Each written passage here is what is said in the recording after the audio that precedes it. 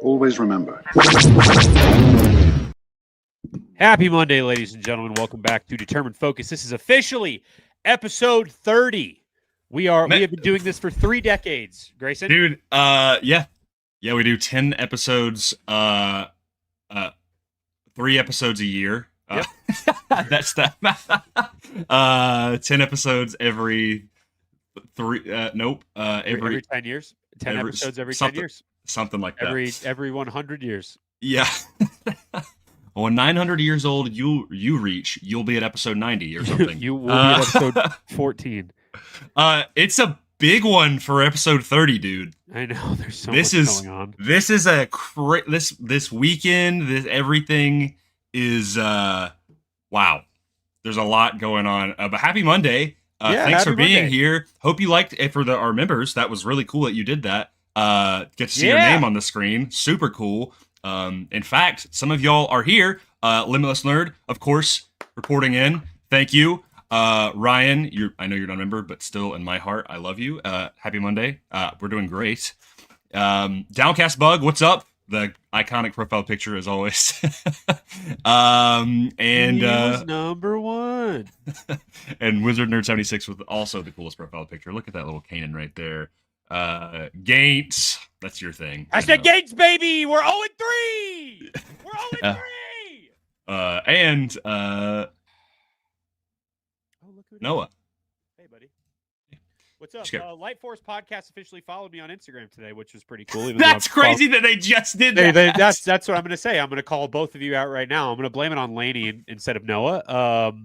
And they also just watched the Batman, so I guess their brains are lagging. Okay, I'm so glad because you know what? So I saw a clip of theirs. We're gonna get a little bit of a rant before we're gonna jump straight into Mando stuff. Yep. Also, we have so much Star Wars to talk about. We're gonna start with Batman. Let's go. Batman. Let's go. Hey, it was Batman Day 2 days ago. Yes. I went to Arkham Asylum. It was crazy, dude. I could hear the Mad Hatter singing.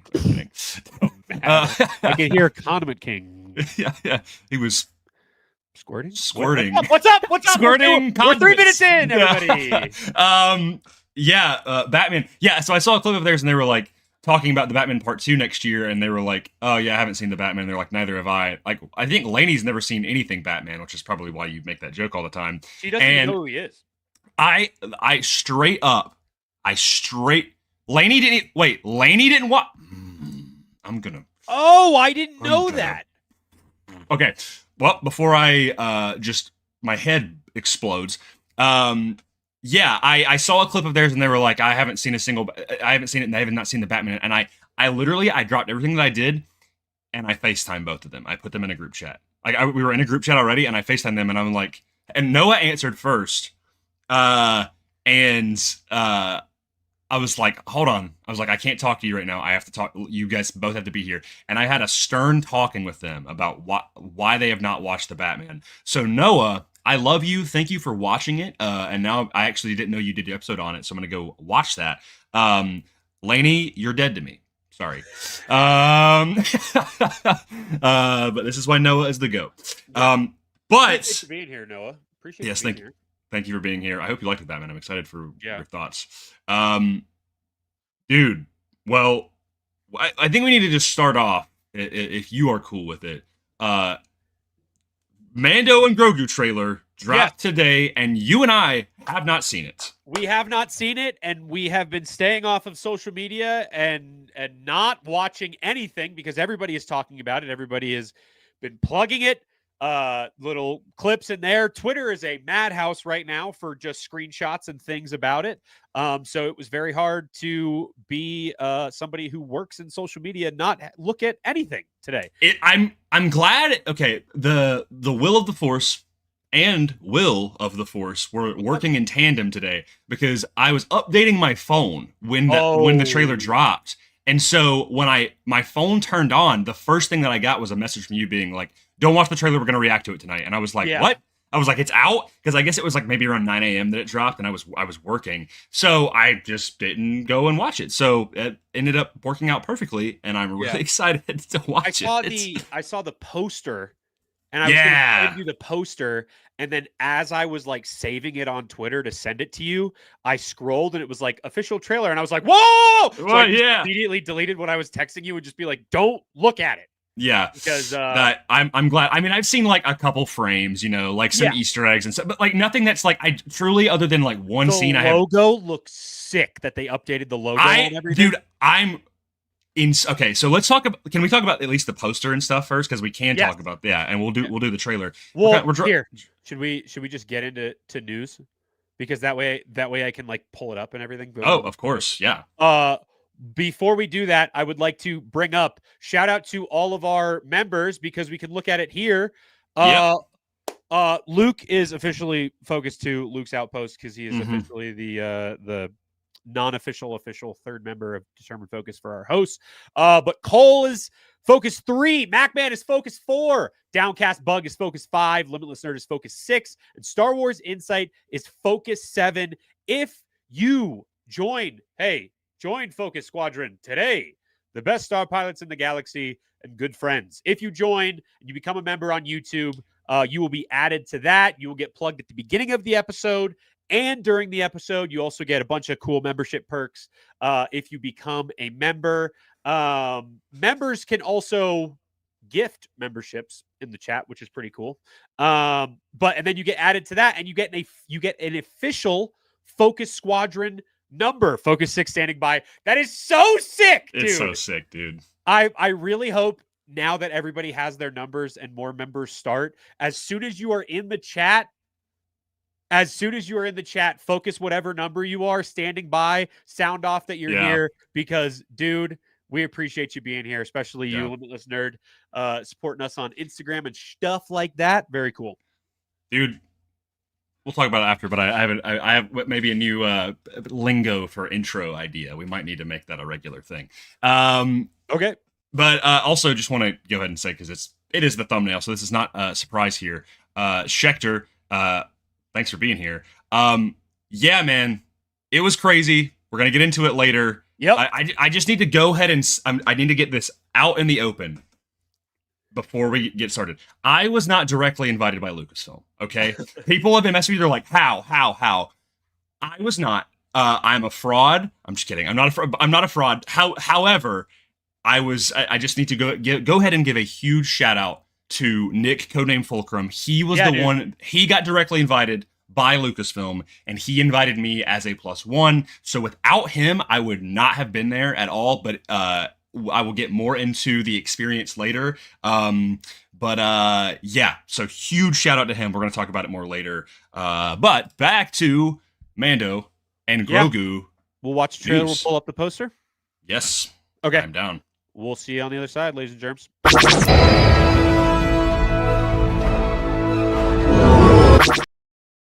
Let's pull this bad boy up.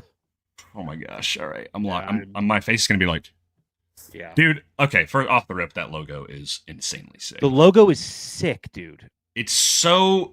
Ooh, okay, anyway. We'll get into it.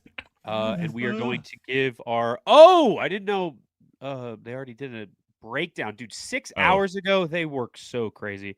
Will of the Force works fast, but Star Wars Explained works faster. Star Wars Explained, this is his literal job. Yeah, it really is. So let's do the official trailer. We're not going to give our view to IGN. I apologize. Yeah, I'm just going to go straight to Star Wars. I can't hear it. Okay. Whoa. Razor Crest part whatever. If that's not called the Razor Crest 2, I'll be upset. It just needs to be called that, Okay, it is officially full screen. It is full screen. I'm dialed. All right.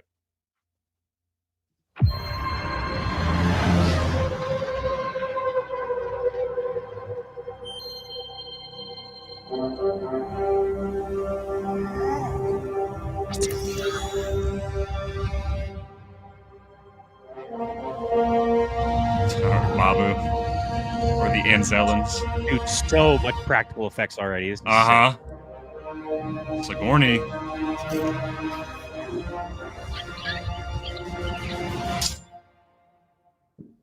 I'm liking this feels like a teaser.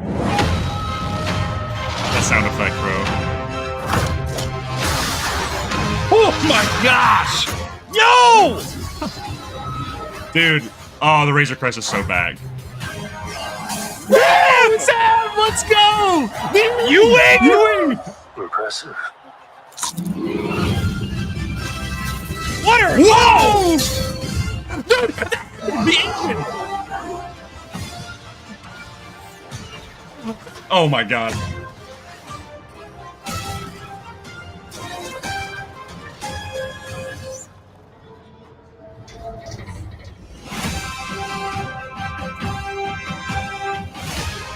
Dude.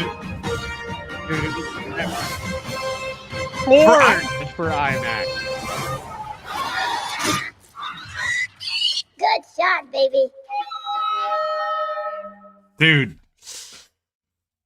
Okay, so that was very much like a teaser. First teaser for the it is a teaser. All right. Yeah.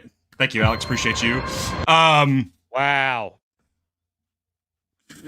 Okay, well, I saw some people talk about this, but I wanted to see it for myself. The Ambin Phase Pulse Rifle is back. Yeah. The best weapon that Mando has ever had. Razor Crest is back.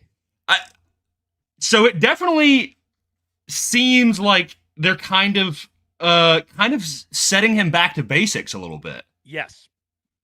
I'm very happy about that. I was talking to Colin, shout out Blue Harvest, friend of the pod. I was talking to him today. How much it reminds me of.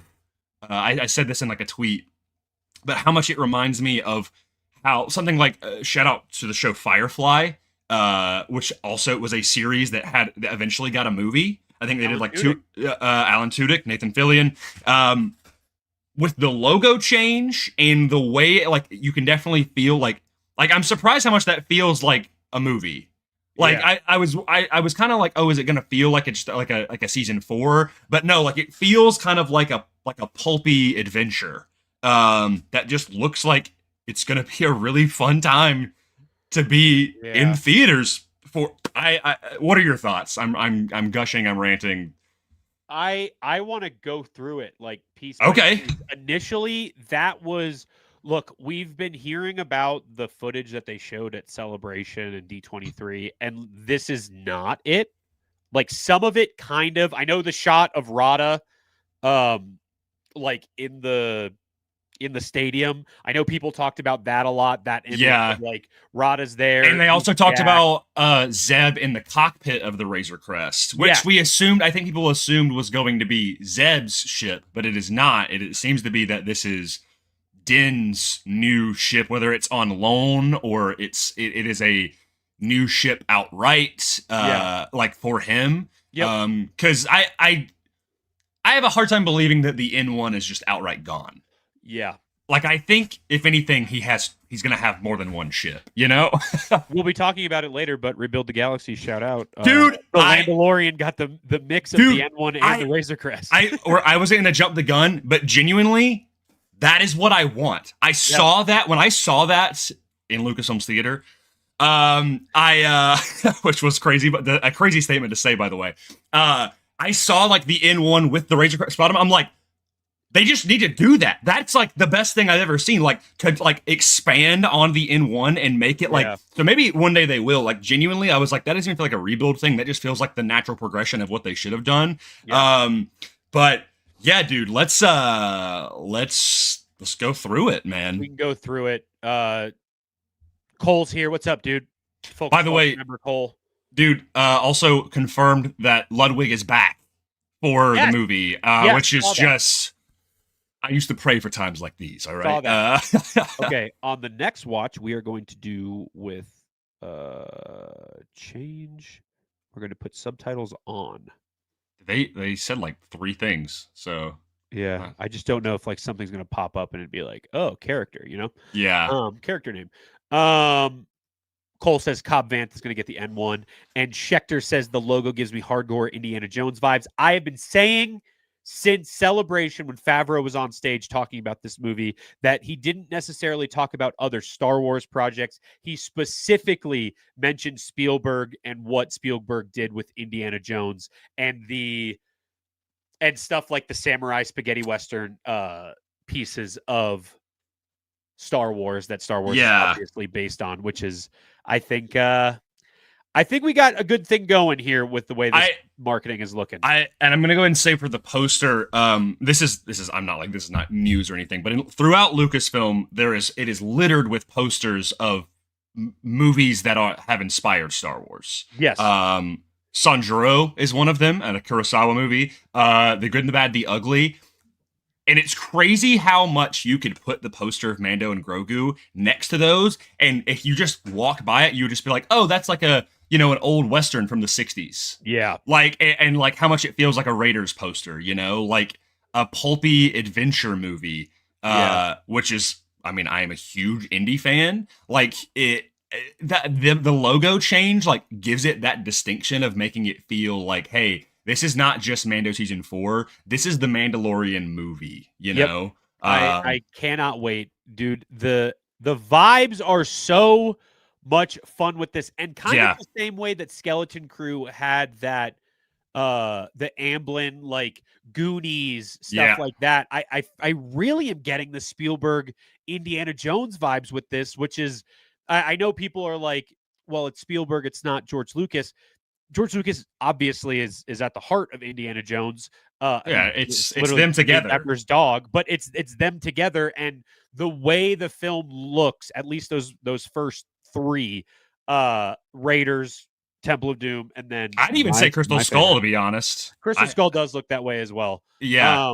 I truly, I really think this is going to be so much fun that we're getting Star Wars back in theaters next year, and it is going to be so Spielbergish. Yeah, and also I'm gonna say, this might be wild to say. I don't really care. The way this movie feels is kind of the same reason why I love Solo. Is that like Solo is fun, dude. Yep. It's a fun movie, and I think Star Wars is such a buffet of genres. We've always said that.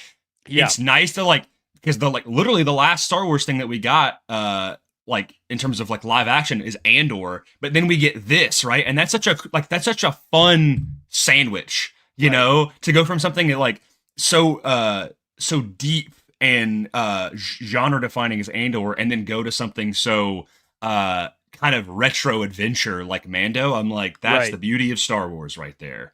No, I cannot wait. Isabella, shout out Isabella Amidala, homie, put it on Twitter today. She was like, I just realized that we can camp out at midnight for a Star Wars movie again. And I'm like, dude, it's going to be so much fun. I cannot wait to watch this. If the stars align, you and I will be probably seeing this the night it opens, which would be really cool. We'll see. Crazy. That's crazy. Shout out to Bo Ricks. What's up, dude? Homie himself. The homie. We sat next to each other the whole time. Rebuild the Galaxy. This guy is the coolest. And as soon as I saw that Ahsoka hat, I went, that looks familiar. I think I feel like I've seen that hat before. Dude, he's the homie. I've been friends with him before the dark times when I was a Lego specific creator. He's the best dude. Yeah. By the way, shout out, before we get any further, just got these pins in today. This was from Enamel Empire, but just got this in the Razor Crest. Let's literally go. And I also got the Chase variant too. I got lucky. It was like a 1 in 20 chance I'd get a Chase variant. But yeah, so I was like, the timing could not be more perfect. Dude, it looks sick. I saw you put them on your story. All of those are like really cool. Yeah, the sticker is sick too. But okay, let's actually go through this trailer, because what's up? I just got a weird email. I'll tell you about it after. Okay. but it's actually kind of cool. Ryan's here. Determined focus at the premiere. Hey, it's all because of you, Focus Squadron. If you think we should be there, you better use the Force. And anytime you walk into a supermarket and you use the Force to open an automatic door, just think of us, please. That's the only way we can get there. Listen, would be awesome, but honestly, I'm just happy that Star Wars is back in theaters again. Whatever happens, Grayson and I are going to have to figure out a way to be together to watch it for opening night. That's pretty much all we can do. Yep. Especially if you're a little bit closer to where I am. All right, let's talk about Mandalorian. We're gonna go frame by frame. What planet do you think this is first off? Well, at first I thought this was just the Adelphi base, correct? Which I assumed, but then maybe, you know what? I'm curious, and we'll see it here in a couple shots. And I was going to go and say that this reminds me of Dark Forces 2. But when they're like in the binoculars and they're looking at those stormtroopers, that also looks like it is on a sandy beach planet. So I'm like, are Imperials going to raid the Adelphi base? Like, is there going to be kind of an opening thing where Mando is having to defend the base? I don't know. Maybe. I have no idea. Also, we are going to be talking about Mando for the next 8 minutes, and then also after that. However, in 8 minutes, everybody who's here, shout out to all 34 of you watching right now live. We do have an announcement that will be coming in literally 8 minutes. So stay tuned, because it's something that Grayson and I have been working on behind the scenes. We have teased it on our socials with Tatooine Traders. I am wearing this shirt as homage to I am wearing this talking one about Lego today, but also because it's Tatooine Traders, somebody who we have both been fans of for a very, very, very long time. Albo says, is Jack Black Seth going to be in the movie? Don't say that to him. He'll get pissed. Yeah, I hope Seth is in the movie. If Seth is in this movie and he hasn't told us, he is so good at keeping NDAs, and he should be hired more. Yeah, I would agree. Okay. We'll watch this for the next 7 minutes. We'll do our announcement, and then we'll keep talking about it. Okay. Okay. Cool. We're saying this is a Delphi. I think so. Do we know what planet that's on? I do not, actually. Power of the internet, ladies and gentlemen. That's something I should know.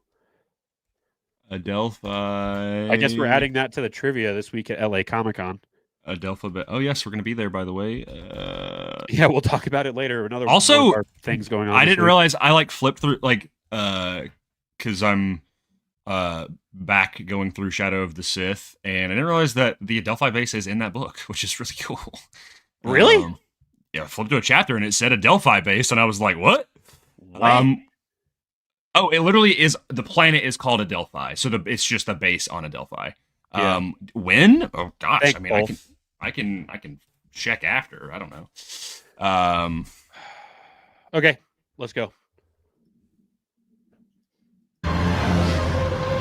Dude, I'm liking the yellow stripes on that Razor Crest. Very determined focus of the Mandalorian to have those yellow stripes on them. Mm-hmm. The original Razor Crest does not have yellow stripes on it at all, correct? Am I tripping? I believe there are some yellow accents. Okay, because the pin has some yellow right here, but it's not the same. It's not like the yellow on the top, you know? No, I've never seen it this much yellow. Okay. Do we think this is an actual just duplicate of the Razor Crest, or does it look a little like smaller to you? I don't think it looks any smaller. To me, it looks almost kind of like squashed down and stretched out a little bit. Like almost like it doesn't look as like tall. It looks a little bit more latitudinal. I'd have to see it again, but I really need like a side by side.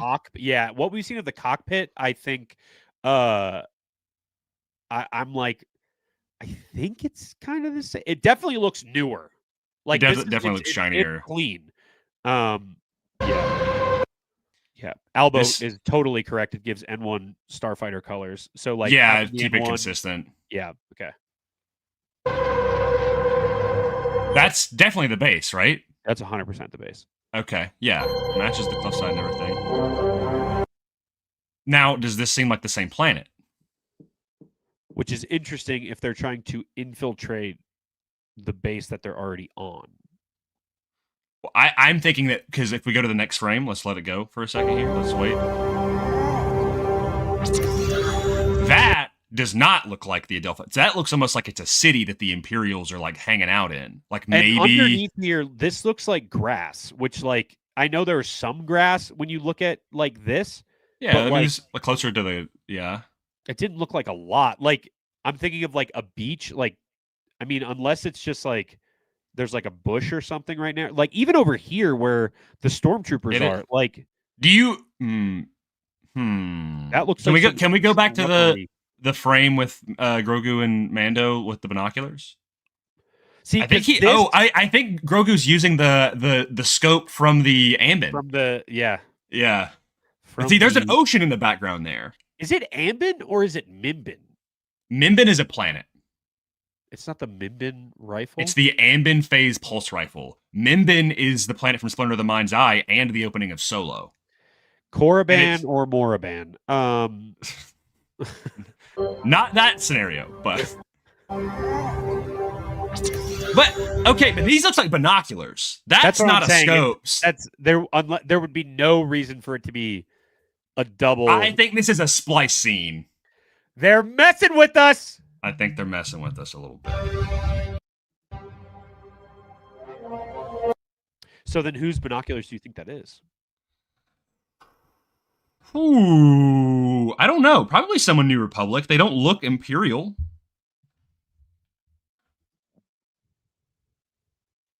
I mean, I guess also the scope could do like a double thing. Like it is Star Wars.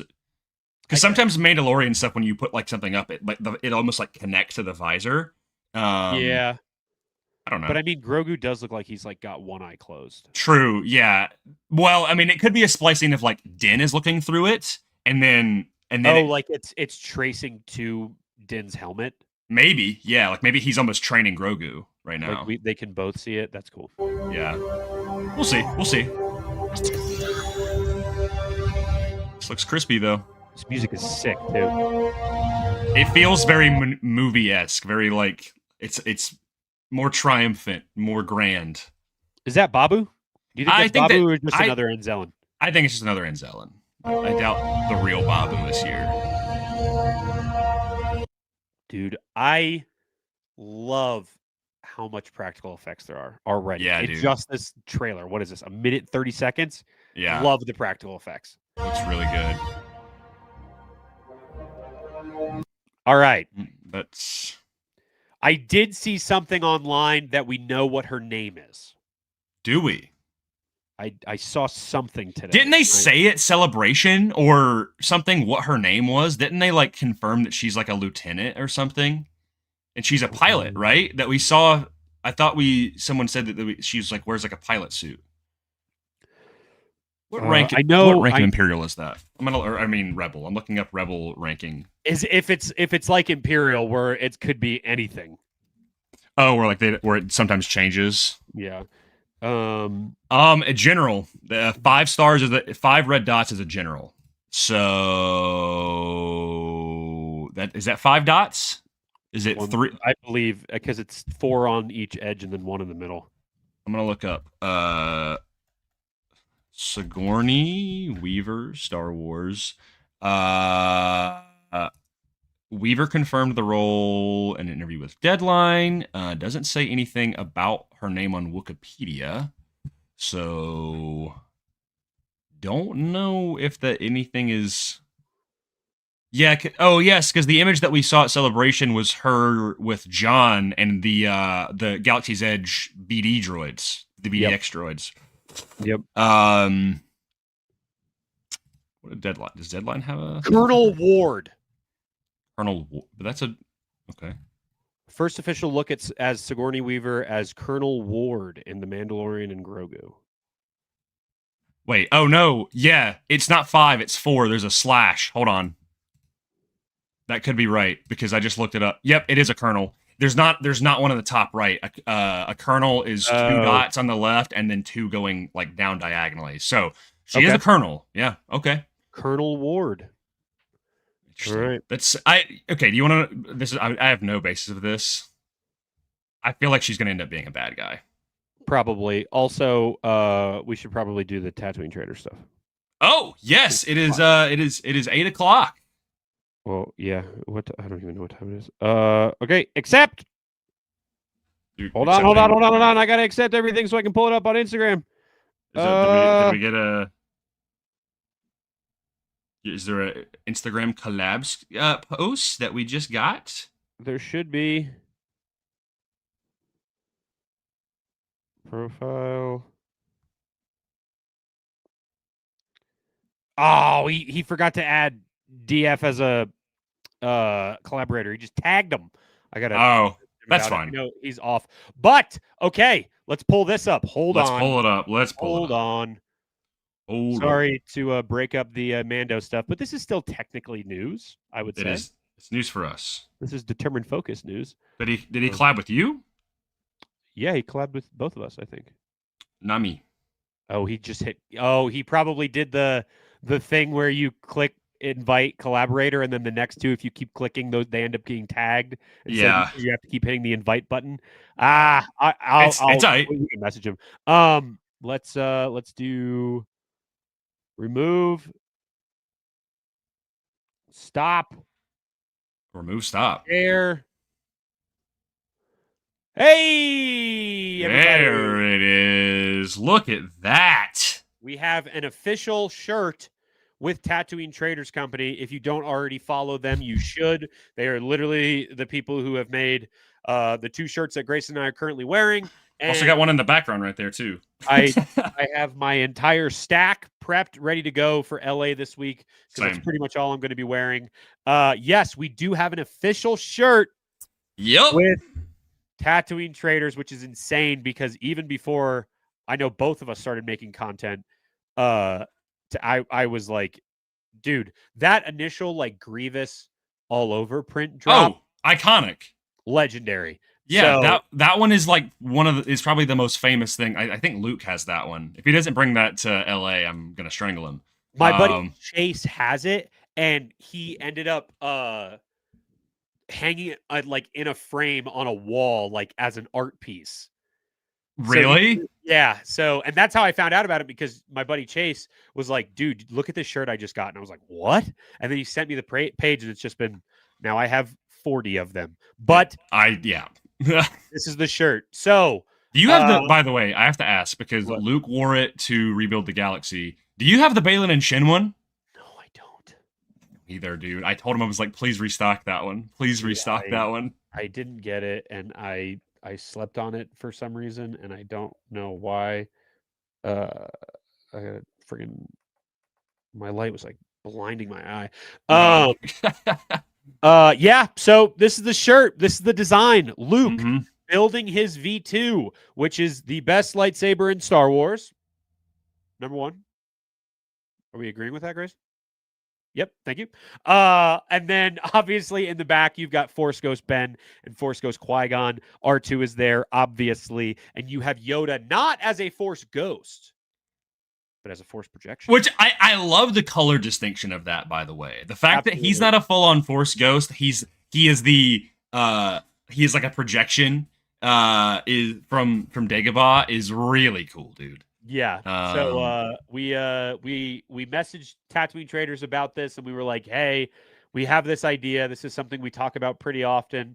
This image is something that we've been like just thinking of how it happened, of him building his lightsaber. Yeah. And there's a bunch of cool little Easter eggs too. Like, obviously this is right before Return of the Jedi, so he has his gray tabards on. The Jedi archive textbooks, the Obi-Wan's pauldron from Clone Wars down there on the table, and a Jedi holocron. It's just really cool. So I cannot wait to wear this. Pre-orders are live right now.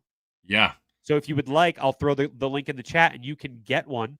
Now, this is what we should also well, before that, let's just look at the shirts. There's some colorways. Yeah, different colors. There's a brown, there's a green, there's a beige, there's also a black, and like it's not an ash, it's more of like a it's a faded. Like a faded black. That's normally the colors that I get when I go for the black ones, because I like the faded look as opposed to strict black. So yeah, there's like 5 different colorways. They look great on all of them. I'll probably be getting a brown one. I like a brown. Probably gonna get the beige, dude. I really like the beige. Yeah, because the green is also sick, though. The green is sick. Yeah. So, yeah, this was a scene we had a lot of discussion over how we wanted to do it, what we wanted it to look like, and I think it turned out really great. And of course, it has YFDYR at the bottom, or the full "What Your Focus Determines Your Reality." And this piece is called "Like My Father Before Me" because you gotta. Yeah. So yeah, dude, this is really sick. Like we talk. So you and we talk about maybe I think there's 3 things that we talk about the most. It's 1, what is Ahsoka doing? Yep. During the original trilogy. Yep. It's 2, where was Hugh Wang? How was Hugh Wang found? And 3, how did Luke build his lightsaber? Yep. In canon, because we haven't officially got that scene in canon for the most part. We've gotten some hints, we got some allusions. Those are the 3 things that we talk about the most often, and so we were like, but dude, like him building the saber, it was just a slam dunk. I mean, you can't see it. I could probably go grab it real quick. Yeah, because it's off camera. But on the back of my Jedi jacket that I wear, it's literally Luke's lightsaber being disassembled.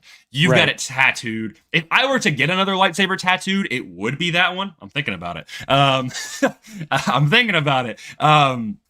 Even my friend Layla, shout out Layla, who also be at LA Comic Con.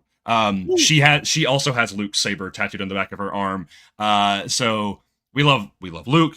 I've got even my little Lego pin. So yeah, so pre-orders are live, and I believe there's also some. You were ironing out the details. I was working and everything. So we have something kind of going on with it as well. Am I correct? There is a giveaway available right now. So if you pre-order and you purchase a shirt, you pre-order a shirt, you immediately get put into a raffle. There will be 4 winners. The 3 of those winners will be getting, along with their shirt, an official print of this artwork, which is super cool. So you can keep this up on your wall, not even just your shirt. You can wear it around or have it in your house. So even if you're not wearing the shirt, you can still look at it, because I really want this up somewhere over there. With the print, however, 1 lucky winner outside of those 3 print winners will also get a print of the artwork, an official Determined Focus hat. Sick. Focus patch, which will have the Luke quote on this patch. Get up, always get back up. Oh, heck yeah. On the patch. So it'll look just like this. So this is the greatest teacher failure is patch. We're going to start doing these with some slogans on them, and then that YFDYR will always be at the bottom. But yeah, get back up, always get back up will be the patch that you will get with this, which will also be in the store here pretty soon. But it'll look just like this, but with that yellow font. And then you also get, which is crazy, a $50 credit to Tatooine Trader, which is banger. Pretty much is an entire shirt. And actually, sometimes he runs sales. He recently did like a 30% off sale where he would. So, and with that, you maybe, if you use that wisely, you could get 2 shirts. But yeah, it's I mean, you pretty much just get a whammy for a shirt upcoming. Which, I mean, there's if you don't know Tatooine Traders, there's going to be more bangers down the line. Yeah. I think this past month alone, I've gotten like 6 shirts from him, which is crazy. So yeah, really, really cool. I'm super stoked. I just put the link in chat. If you would like, you can pre-order there. Also, I need to check on this before I say it. Actually, hold on. I should probably check and do my due diligence to make sure. Let's see. Hey, guess what, members? There's an official members code. If you are a member of Focus Squadron, there's an official code which I am putting on our YouTube members only page as we speak. So go check that if you're about to pre-order. Yeah, if you are about to pre-order, go use that code, or you can become a member right now and see it yourself, which is extremely cool. Pretty cool. Pretty cool. Okay. Yeah, shirts up, shirts live. Go get you one. These will be on pre-order for a little bit of time. Yep. And yeah, I cannot wait. Yeah. And there's a bunch of different sizes. I would say, knowing Tatooine traders, if you like your shirts baggy, definitely go a size up. I usually, my shirts that I wear normally are a large. But for this I wore an XL because a large is a little bit too tight on my neck. Right. And I like the kind of oversized fit. I know you are the same way, so you go a size up too. So yeah, I would recommend going a size up if you like a little bit of a baggier, comfier fit. But it is up to you. It's a really nice like heavyweight shirt. So it's none of this cheap stuff. Okay. Yeah. And Tatooine Traders does incredible work. So yeah. And Chewbacca at Galaxy's Edge liked my Tatooine Trader shirt a couple weeks ago. So there you go. If Chewbacca endorses it, so do I. Yep. So chat link is in the chat right now. If you would like, you can go find it there, or you can find it on our Instagram. I'll also throw it in the members, the chat on Instagram as well, the Focus Squadron chat there with 200 people in it. That's crazy. Yeah. So go join that if you haven't already by some miracle. And then, yeah, let's get back to Mando and Grogu. Okay. Because we still got a whole bunch of other stuff to talk about. Yeah, we like barely scratched the dent. So Colonel, what did we say her name was? Colonel Ward. Okay. Okay. Grogu is hungry and he wants food. Wait, is that her badge rank changed? No, I think it's like a collar that's covering up the top. Oh, okay. I was like, huh?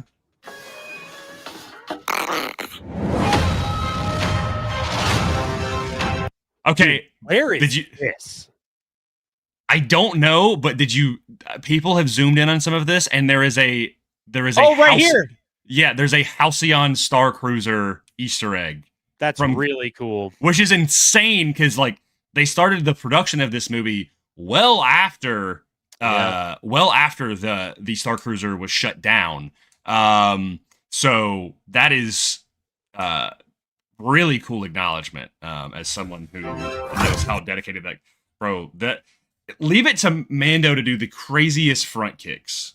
Yeah, just annihilating. And this guy flies. Dude, this guy, bye, see ya, you're dead. That's like a Batman Arkham takedown right there. Yeah. Or eventually a Lego Batman new game takedown. Yeah, shout out Stacey 10 in the background, just kind of he's back, guys. Another Order 66 survivor. No, I'm kidding. Yeah. Dude, is this from the Dedrick table? Return of the Jedi, dude. Wait, Return of the Jedi? I thought it was from the Dedrick table. Dude. This is oh my gosh, it starts with an A. Oh my gosh. What the heck are these called? It's like a wait, hold on. I know what it is. Nobody move. Didn't Gabe post about it? Because it's like he did a couple of the prop stuff with them, I think, or like with one of those. Oh my gosh! There it is. That's it. Thank you. A Manaman? A Manaman? Okay. I did not know that. Nah. So yeah. At least I know what a Quakian monkey lizard is, though. Yep. Sorry, Rodney. Sorry, buddy. Dude, that looks really good. Yeah, I want to know what this weapon is that it's holding. Looks like a stick. The official book of Star Wars weapons. Turn to page 81 for stick. That looks like a Razor Crest cockpit to me. See, that's what I mean. I'm like, it looks like a regular size. Okay. Oh, there's even the ball, dude. The ball, little clutch thing. Yeah, that's what I'm saying. I think it's a regular size Razor Crest. Okay, all right. I mean, I like it. It feels, dude. This shot right here just looks so good. You know what I kind of wish? What's that? So I love Mando's look all the time, but I will say I have always low key preferred his pre-Beskar look. Yep, dude. I talked to Hunter about this back at DragonCon. We said the exact same thing. I was like, "This is not a crazy take." He's like, "No, that's not insane. Like, it's so rugged. It's so cowboy-esque. I miss it, dude." You go back and watch season 1, and it's like it's that first episode where he's got the brown and the kind of like he's even got like the blue like arrow on like it, dude. Yep, it's good. Shout out real to good. Last Airbender. Okay, what is chasing him right now?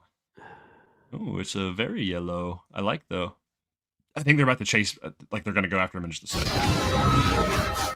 Were those vulture droids? Bro, those look like vulture droids. Hold on. Wait a minute. Wait, can I make this go slower, right? Yeah, you can do playback speed. Let's do this. Those don't look like TIE interceptors, bro. They even sound like vulture droids. I have to get rid of the sound for this. Yeah. Side. Okay. Pause. Dude. There's no way those are TIE fighters, bro. I mean, they could be interceptors, but the fronts look way too long. If you go back to full speed and you play that over and over, it sounds like vulture droids going like the sound that plays from Revenge of the Sith. To me, it sounds like it. Normal. Let's do this. Just. Oh wait, I have it still muted. Yeah, that's 100% vulture droid sounds. That is not TIE interceptors. That's very interesting. We see those remodified like cyborg droids later on. I wonder if someone has like kept a stockpile of them, you know? Because you got to think like even though like the battle droids and stuff were shut down, there were so many across the galaxy that someone was bound to just like, well, these are mine now. And I mean, do you think it has anything to do with that battle droid planet from Mando season 3? Or not the battle droid, like where they have like the bar and it's like all of the one with Lizzo and Jack Black? Yeah. I don't know. Maybe. I don't know. Maybe we'll see some B1s. Could be cool. Yeah, there's 3 of them. Okay. Grogu swimming. You want to go put the audio back on and do it full time again? I kind of want to keep it like this so I don't miss it. Okay, let's do it. He's swimming. Okay, bro. So where are they at? Also, what is he wearing? He's wearing like a jacket and pants. Like he's got like his civilian fit on. Yeah, that's not his pilot uniform. Definitely not. You know what this hallway reminds me of? The way that the quarters are described in in The Last Command, when Mara is talking about the doors and stuff are wooden. Like it looks like the private quarters in the Imperial Palace. All right, let's not get nuts because hold on. Like I'm like, is this Coruscant, bro? Of the stormtroopers invading Coruscant? The official synopsis for The Mandalorian and Grogu. The evil empire has fallen and Imperial warlords remain scattered throughout the galaxy. As the fledgling New Republic works to protect everything the rebellion fought for, they have enlisted the help of the legendary Mandalorian. It looks like Grief Karga's office on Navarro. Does it? I remember it being so wooden. Yeah, I feel like it was more stone than this. That's what I thought. Yeah, I will say those stormtroopers look dusty though. Like that 100% like on. I think one of the bad guys, if not multiple of the bad guys, are going to be that Imperial Council we see in Mando season 3. It's gonna be one of those guys. It has to be. Because they all have they're all kind of infighting, you know? Bro, look at Zeb's toe beans. I literally just got on Twitter for a second and Luke tweeted, he was like, why did I wake up and my timeline is filled with Zeb's toes? Dude, he's got the staff though, bro. Yeah. That's crazy. Dude, are we gonna get like a Mr. Terrific scene like from Superman, but with Zeb? Is it just me or does his face look like it's a weird coloring? I think it's just because it's a CG render, but it looks like Zeb. Looks just like how he does in Mando season 3. Season 3 he showed up, right? Yeah. I mean, I think it's just because it's a CG render.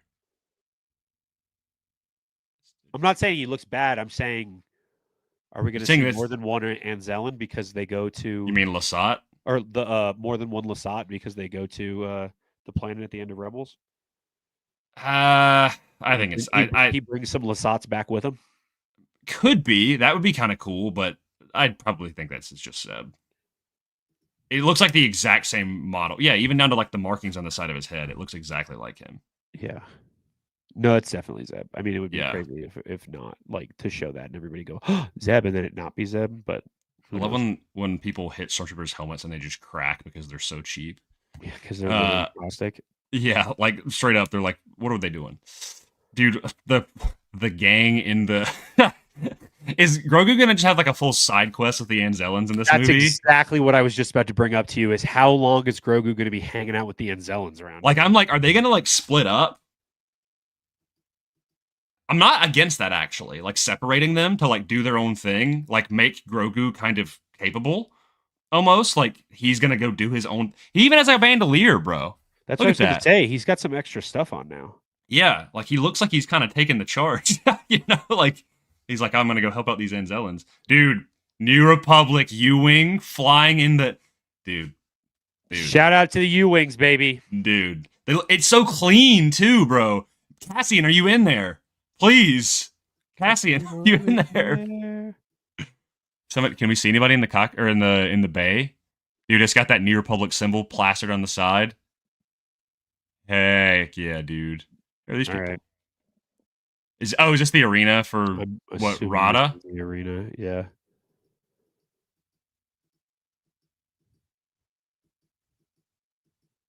Yeah. There he is. Yeah, there he is. Good old freaking huge biceps. Give that man some abs. Dude, stinky. Dude. Do you think he smells good now? Do you think he's like actually like he like wears like Axe body spray? I don't want to imagine they do a collaboration with Axe for Rada the Hutt. Dude, Dr. Squatch. I know I'm stinky, but you shouldn't be. Dude, that'd be crazy. Do you think he'll only name, but it's do you think he'll do you think he'll speak basic, or do you think he'll speak only Huttese? If it is really Jeremy Allen White, and they got Jeremy Allen White to only speak in Huttese as Rada the Hutt, that's bananas. I would love it. I'd really love it. But maybe he wasn't raised around Jabba, so maybe he does speak basic. Yeah. Because I get the feeling that Jabba probably only spoke Huttese because he didn't feel like learning basic. He's like, I'm the boss, listen to me. He's impressed. Also, Grogu can't even see anything right now. Like, why are you there? What is he eating? Strawberries? What are Montel mix? Wait, is that Montel mix? It looks like it. It's the purple and the red. That's crazy. Montel mix Grogu. He starts he just goes, bah. You can't read Master of Evil, Grogu. You can't. You're a baby. Grogu. You're a flippin' baby. You're a 75-year-old baby. This. That like playing. Okay. What are these? Whoa! This is the Hutt symbol. That's the Hutt symbol. Yeah, that's the one that's tattooed on Jabba's arm, bro. Yep. These things are sick. Do you think this remind me of the thing from that Bo-Katan fights? Yeah, dude. Where is this? Like, this probably is. This has to be like where Rada lives or something, right? Yeah, like there's got to be like his security guards or something. Like the Hutt cartel base or something like that. What are they made out of? Any droids we recognize, or is it just a bunch of scrap metal? Oh, there's Mando with his rifle. He's got the rifle. Okay. He's definitely, dude, he's moving, bro. He's moving like it's Fortnite right now. Can you imagine if this was the place that's the background for that Maul Shadow Lord photo? That'd be wild. That'd be crazy. See, look at this thing, dude. He's big. It's a big guy. A Decepticon. I know. I'm like, yo, what's up, Megatron? What are you doing? Dude, oh, he's got the rifle. Just, wow, that did nothing. Oh, wait, actually, did it kind of explode him? I don't know. Is.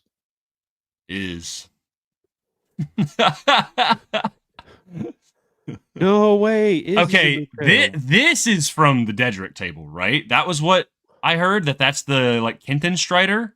Hold on, Hunter texted me today some like screenshot stuff, and I was like, I haven't seen the trailer yet, and I'm like, he's like, oh my bad, and I was like, it's all right, man. Yeah, somebody, my buddy Chris, shout out to Chris Buckholtz. If you ever need a tattoo and you're in the Southwest Florida area, go get one. He texted me I hadn't watched the trailer yet, and all he said was those were definitely vulture droids, and I was like, dude, I have not watched the trailer yet. Well, at least he's in the same. Okay, yes, yeah. That is, I believe, the Kenton Strider from the Dedrick table in A New Hope. So it's big, dude. Which is crazy because some of those creatures are like extinct, I think. But that's definitely the holographic one. What is about to be extinct after Mando's done with them? Do you think the planet that he was walking in the water is just this planet? Like he probably went to that bar to try to figure out where Rada is at. Yeah. Whooped their asses. Yep. Finds that Rada is in like an underground fighting arena, which is why those robots are like, it's like not publicly known. And then Mandu's like, Mandu, the Mandalorian. What is the man doing? And then he goes here, and then he has to like, Rada's probably like, hey, I'll come with you if you can beat these dudes in a fight. Like, show me that it's worth my time, sort of thing. I don't know. That's my guess. That's my spitball. I don't know. Oh, my pen. Moving on. I don't know. What do you think? I have no idea. I think he looks cool. I think he's kind of what I wished the Nogri looked like in canon. That'd be really big for the Nogri. Yeah, but this thing looks sick, dude. This thing looks scary, and I kind of you look at the Nogri in Tales of the Empire and say otherwise, bro. They look sick in Tales of the Empire. We talked about this. You like it. Yeah. Because the Nogri didn't look like that in Legends. The way he's zooming, is that the AT-AT, right? I would assume. We watching the AT-AT fall? Or he's Buzz Lightyear in a way. Oh, it's got the cargo holding the side of it open. That's sick. This is Are those the AT-DPs from Rebels? I was trying to look at the front. It looks, I mean... Oh, those aren't... Yeah, those... the First Order ones. Those aren't the regular AT-ATs because they have the little, like, bubbles on the side of it. Yeah, the head looks like the First Order heads, but the legs look like the regular AT. Oh, do you think they're, like, slowly transitioning them? Maybe. It's kind of like the Stormtroopers when they switch their helmets. Yeah. Yeah, no, definitely. Upgrading the material. Oh, well, but that one... Is that the same one that just exploded? I believe so. Oh, the cargo bay is swinging open and closed. That's sick. Yeah, it's like broken. Are those the ones in Rogue One? I think not, because the AT-ACTs are like taller and thinner. The all-terrain armored cargo transport. Those definitely look a little older too. Like they've been almost patchworked together a little bit. Because the First Order ATs, which are probably not even called that, but the ones that they end up using for the First Order in like the sequels, those look more like gorilla arms. That's the AT-M6, but they do have regular AT-ATs too. You see them in Last Jedi that there's the big ones and then there's the smaller ones, and those are the normal AT-ATs. True. So there's some variants there. I mean, we know. Oh, and there it is. The sleekest logo of all time. I love that it is still the Mandalorian logo. What is going on with me? Mando and Grogu. I think everything I'm trying to do is rhyme with Grogu at this. I'm like Eminem, but with Grogu. Mom's awful hot. Mom's spaghetti. Knees weak, arms are heavy.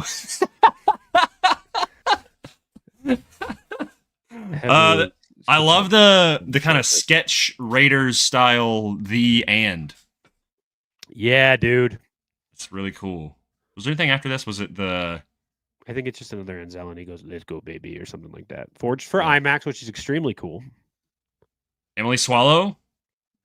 Are you forging something? Are you forging this for IMAX? Emily the armor? I know you know something, Emily. I mean, Something she did give us the scoop and say this movie exists. So. she did, yeah, which is crazy news, by the way. I can't believe we got that. What That is is this thing? the ugliest thing I've ever seen. Please shoot it, Grogu. Please shoot it. What does he actually throw at it? He like shoots something at it out of his. It looks like almost like it's like a wrist blaster. See? Yeah, it's like a green goo dart gun. Maybe these are like test. What are the birds called that Mando whistling has? Birds. Whistling birds. Even Sabine has. It almost looks like acid though. Yeah, but it's like. Oh no, it's like blinding its eye. Okay. This thing is ugly. Yeah, bro. I'm sorry that you look like that. Good shot, baby. Yeah, I do think Mando and Grogu are going to split up. I think that's exactly. He even has like pad like pockets on his sides too. I think Grogu. Hey man, hey, what's going on, dude? I don't know, bro. What is happening? I think this little baby is going to go on his own adventure. His own adventure. Because I would have a hard time believing that they don't like Star Wars is like they kind of split the plots up a little bit. Like you got to have like a deviation of the party. So I think like there's going to be a part where they're going to split off. Like Grogu has to go do something and Mando has to go do something. Should we look at the poster really quick? Yeah, absolutely, we should. Let's do this, and then we'll look at the poster, and then we will get into our other stuff. Yeah. Dude, top 5 Star Wars poster of all time? I really need this. It's sick. What does it say at the bottom? Something. This is for a new adventure. This is the way. That's sick. That is so. I can almost hear someone being like, Star Wars, The Mandalorian and Grogu, only in theaters, May 22nd. I really hope they do an old-timey like trailer for Yes, dude. Also, I love it says, starring Pedro Pascal as Din Djarin and Grogu as himself. Got some X-Wings on here. If here. you're looking for a new adventure, this is the way. They just get the person who does all the Fallout trailers to do it. True, yeah. We did not see whatever this thing is. What is that? Hold on, let me pull it up on my phone because you have a better look at it. I'm going to just look at it real quick. You know what it looks like? What's that? It looks like the thing from Attack of the Clones. Oh, which one? That's not the Reek. What is that? The green one with the legs. Oh, an Acklay? Yeah, the Acklay.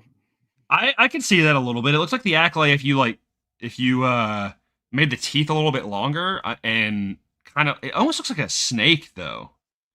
Like its head kind of like wraps because there's like horns. Like, is this part of a sarlacc? What is this, man?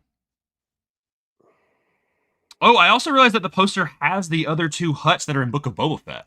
The other 2 huts that are in Book of Boba Fett, and that specific image of Zeb is when he is at the bar in Mando's History. Yeah, I noticed that as well. Bro, is that me and you in the X-Wings behind the Razor Crest? Is that you and me? Did they call in don't break focus? our NDA. Don't break our NDA. Sorry, guys. Sorry. That's my bad. So wait, guys, what is that? There's a Mandalorian guy with an Ambin Phase pulse rifle outside my window. A red dot just on your head. I get disintegrated like the Jawas in episode 2. Episode 2 of Mando, that is. No, this looks sick. I need this immediately. Loki, I would love that on like a banner. Like a tapestry or something. Yeah. It's really cool. They cooked. We live in an age where posters for things are not always great, and it's a lot of floating heads. And this one does have people and heads, but they don't really feel like they're just like floating. You know, like it feels like they all have a purpose there, and it's very stylized. Yeah. I like that it looks like a painting too, and not just like a bunch of like set photos that were. This looks like it could be a variant cover, you know? of like a comic. I love that logo, dude. It's so good. It makes it feel so distinct, and it makes me like the title now. Like I used to be kind of anti. Oh, why is it called the Mandalorian and Grogu? Like that's kind of a strange title. And now I'm like, oh no, that makes sense.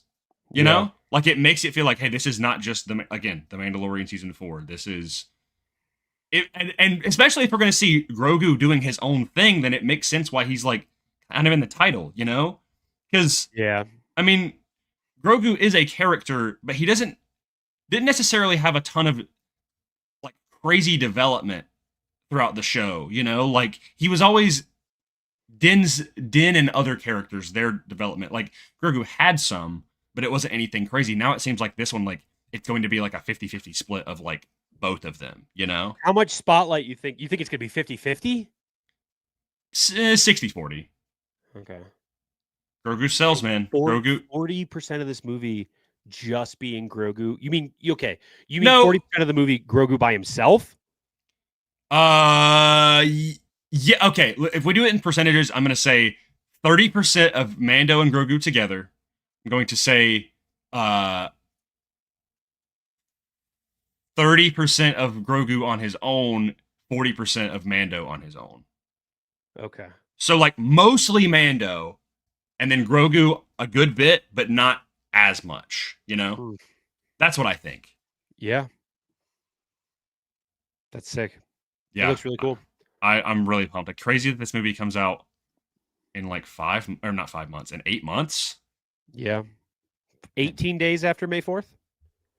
May 22nd, right? That's going to be huge. Are we doing crazy games or Lego next?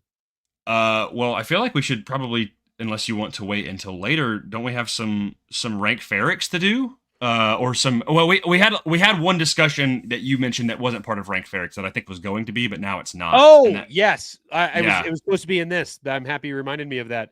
Let's switch this back. Oh boy, too big. Too big. Yeah, you pitched the idea of us talking about our individual top 5 most wanted cameos or appearances from other characters that we do not know of. Correct. Yeah, just cameos that you think are going to pop up in The Mandalorian and Grogu that have not been revealed, but either are ones that you would like to see or just ones that you think absolutely will happen. Like they would make total sense to be there. Yeah. Do you want to toss it Montel mix back and forth, or do you want me to just kind of go through all of them? I would assume that some of the ones that you're going to say are ones that I agree with. Sure.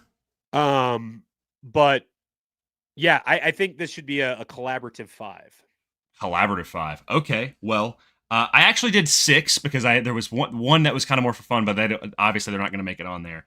I think the first one that I want, and this is kind of a package deal. I'm sorry. It just has to happen. I think, and I really want it, especially considering that I am now convinced that Ahsoka season 2 will come out after this movie. I think that is definitely what's going to happen.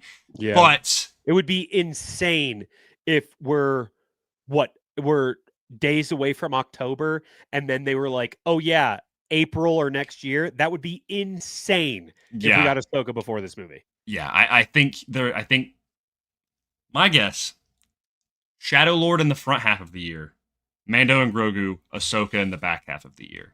That's what I think too. I just can't imagine. I mean, after that, it'll be like 2 years since we're going to be after this. That's not part of the discussion. We'll talk about it another time. Yeah. My first pick, technically it's number 3 on my list, but this is the first one that I feel like I have to say. Thrawn and Pelion. I think we will. But if what you said in the synopsis is going to happen, Imperials are scattered. I think Din is going to help dismantle some of these Imperial remnants. But guess who's back in the galaxy? Grand Admiral Thrawn. And I think he's back, and he's gonna be like, "Listen, guys, you're listening to me now, and if you're not, you are officially an opposing force of me." I don't think he'll have a heavy role, but I do think we probably will get another council thing, and it would be awesome to see Thrawn on the big screen. And I think it would be very fitting to kind of set that up as well. because Thrawn is kind of iconic. So that is my pick. To be honest though, if Thrawn didn't show up, I would really love to see Pelion, because Pelion is kind of more prevalently being the vocal presence of Thrawn as we see in Mando season 3. So that's my first one I'm throwing out there. I got more though. You want to go through your 5, or you want me to go now? I'll go through my 5. I'll go through my 5. This was at my top, and this is kind of one or the other, but I think I'm going to just stick with this one. Ezra. I want Ezra. Absolutely. Zeb is in the movie. They have not met up yet. Obviously, Ezra will be in Ahsoka season 2, but I would love, if there is going to be a lightsaber in this movie, as much as I would love Luke, and I put Ezra or Luke, which would be sick. But I think Ezra would make more sense logistically. I would love to see Ezra pop up in this movie. However, I do not think we will see Ezra and Zeb meet or interact in this movie. Sure. Because for everybody in the chat, there's 43 people watching live right now. What's up, everybody at home? Shout out to everybody, Focus Squadron. For everybody who has been here long enough, 9 ABY is the most important year in Star Wars. I think this happens at the same time as Ahsoka season 1. That's an interesting theory. Okay. So you think it's happening concurrently? Yes. Because if Mando season 3, the end of Mando season 3, where he meets Zeb at the bar and like talks to Carson Teva and immediately is like, okay, I'll wait for my call. I cannot imagine that call is not very soon after this. Mm-hmm. And at some point, Ezra's going to have to get off the Chimera. True. So Ezra getting off the Chimera and then seeing Hera, do you think that I'm going to say that happens around the same time as probably it's at the events of this film? Maybe what we get is Zeb being like, that's the end of it. And then we get a call from Hera, like a hologram of Hera, like, Zeb, you're never going to believe who's back. Like that kind of thing. And then Zeb's like, I got to go. Oh, so that's why maybe he's not in Ahsoka? Yes. Because he's doing this. And then that leaves Ahsoka season 2 to be directly after this. Yeah, which as far as we know, I think Zeb is going to be in Ahsoka season 2. I believe that was stated by the people who saw the unscreened little teaser, which is pretty sick. Yeah.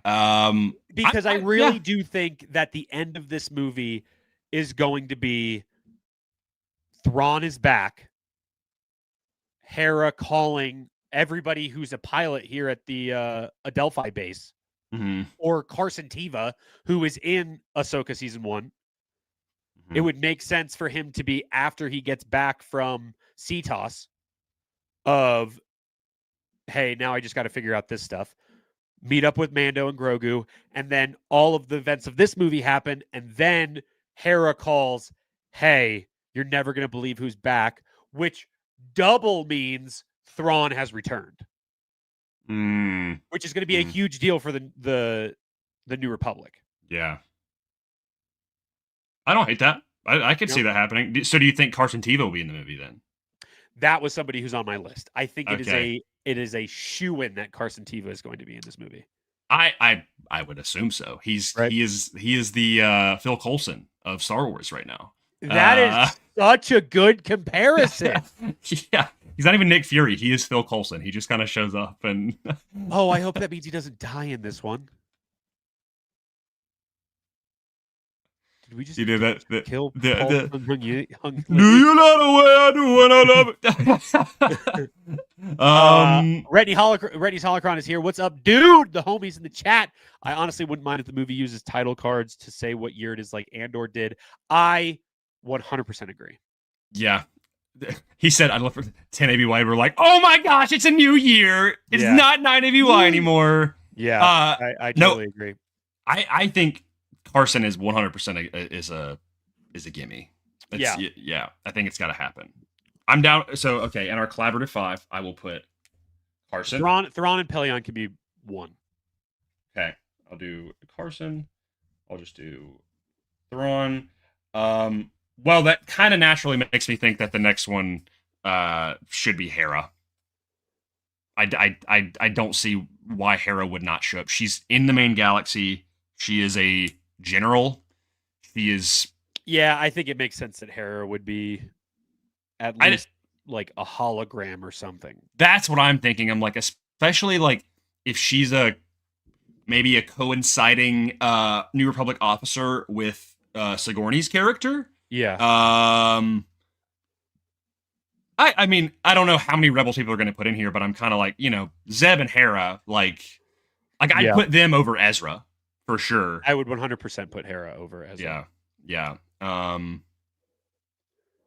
So that was on my list. I also have another one that I think on the Imperial side would make sense, and that is Brendel Hux, Armitage Hux's dad. He's a pretty prevalent part of the New Republic, or not New Republic, the Imperial Remnant, and of course the rising First Order threat. Will, I just thought about one. What? This is a deep cut. We have not talked about this character in a long time. Ray Sloan. Oh my god. One of the only other Grand Admirals other than Thrawn. You don't think she's gonna have something to say about it? Retney. Ray Sloan. What do you think about Retney Sloan? Ray Sloan. You think about her being in the Mando Grogu movie? Rue Sloan, as Grayson would say. Anyway, I know I just threw out like 3 right there, so I'll let you. The Armorer.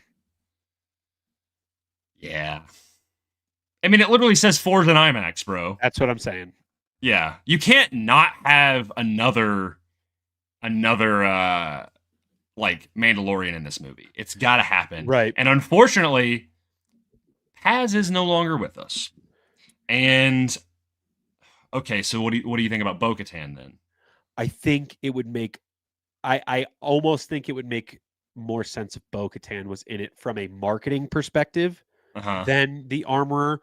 I would say those 2 were on my 5. Bo-Katan and the Armorer. I think it would make like everybody would be really like, huh? If Bo didn't show up. I think. I kind of agree. Yeah.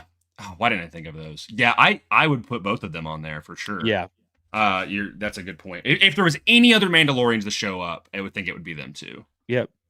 I don't think we can put him on the top 5, but would love Simon Cassianitis as Axe Woves and just like a Death Watch group. You know what I mean? Yeah. That'd be sick. I don't know if it'll happen, but it could be cool. Do you think we go to Mandalore in this movie? I think we have too many other things happening. I don't think so. I think it gets a mention. I do not think it will happen. Here's my question. If we see the Armorer, I believe the Armorer would be on Mandalore. That is true. Unless it's also a hologram thing. They're gonna do the Batman Arkham games thing where Mando gets something new and has to do some sort of like tech. Well, the thing is like, are we gonna just jump straight into him having the rifle and the ship? You think it's just gonna happen off screen, or do you think they're? I feel like they're. I would love if they did a Batman Begins to Dark Knight thing where like he has the N1 and everything, and like he still has the N1, he just keeps it at the Adelphi base, but he's like, I need a bigger ship. And again, also, like I said, I've said this since Mando season 3 ended. I was like, bro has no weapons. I was like 100%.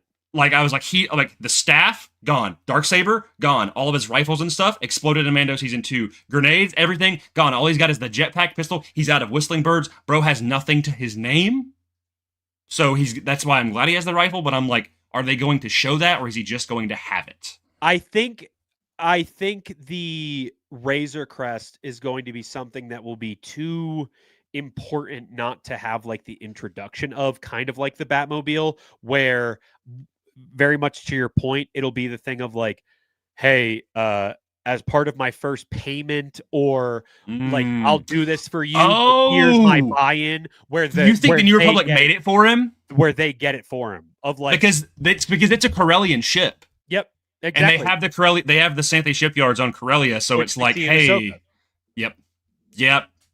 So maybe he just buys the rifle, or as kind of like he's a bounty hunter. He needs his money up front. That's his buy-in of like, I will do these for you, but you need to get me a ship. Yeah.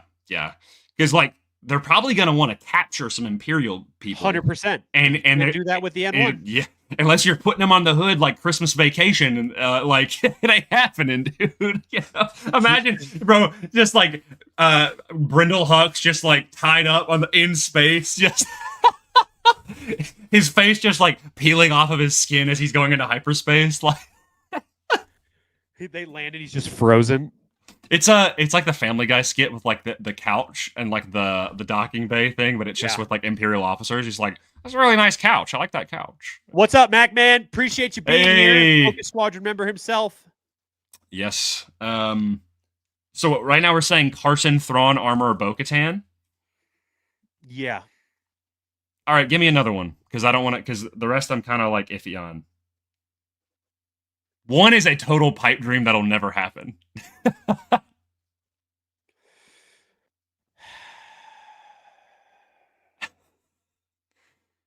Who was on your list?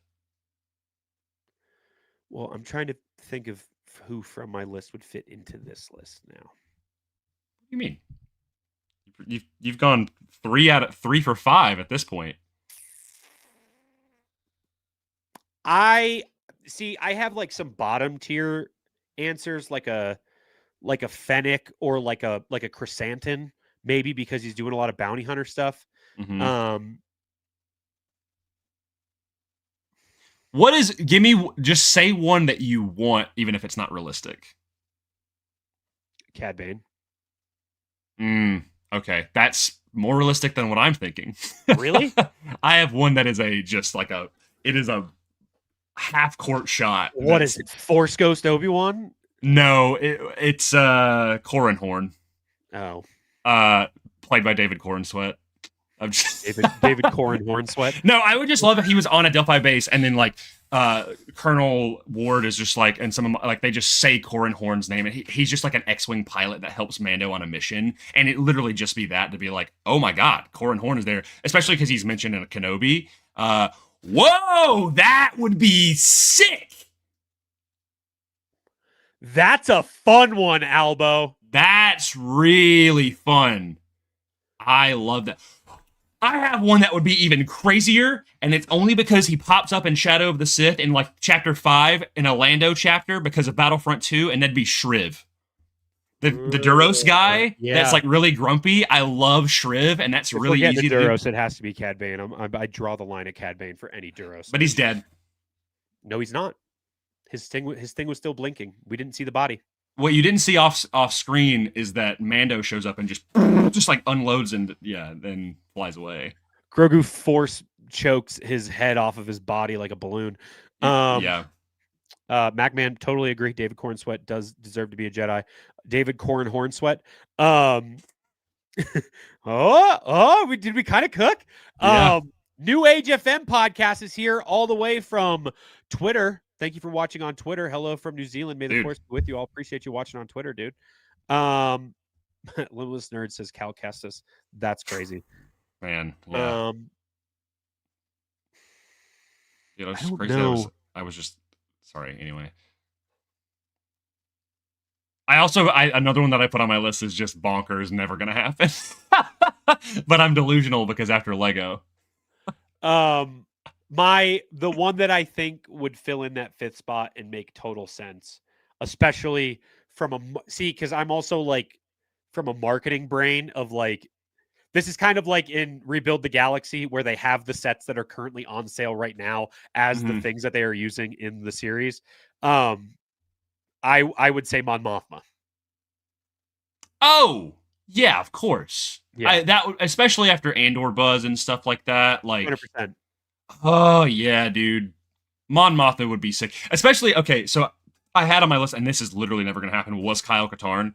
But crazy. the opening of Jedi Outcast is him on a mission. He's a mercenary doing work for the New Republic, and Mon Mothma is sending him on the missions. So it'd be really cool if Mon Mothma directly gives him a mission at some point, or to be to the Colonel Ward lady, they have a holo call, and Hera and Mon Mothma are there to be like, hey, we're dealing with this stuff, but this is also really important. And then they log off, and then they're like, Colonel Ward will give you the rest of the details, sort of thing. Yeah, that would be sick. Could be kind of cool. So is that our 5? This is a smaller one, but Xiono would be kind of cool. Yeah, Xiono's going to be in there, but he's a big Xio no for me because he's a big meanie. He is a meanie head, but Nelson Lee's a really nice guy. Nelson Lee is not a meanie. Yeah, he's the nicest people play the most evil and stupid head PP head characters. Stupid head PP head. Yeah, okay. I'd say so. 5 is what did we say was our 5? Mon Mothma.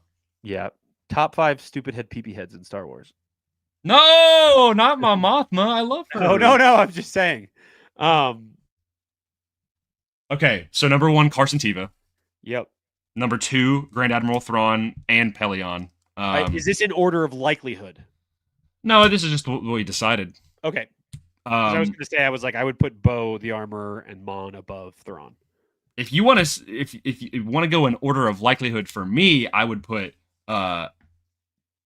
Carson, Bo, Mon, Armorer, Thrawn. That kind of rhymes. The only 2 that I would switch would be Mon and the Armorer. I would say the Armorer is more likely than 3 because the Armorer is also one of the only characters other than Mando and Grogu that is literally still around from season 1 of The Mandalorian.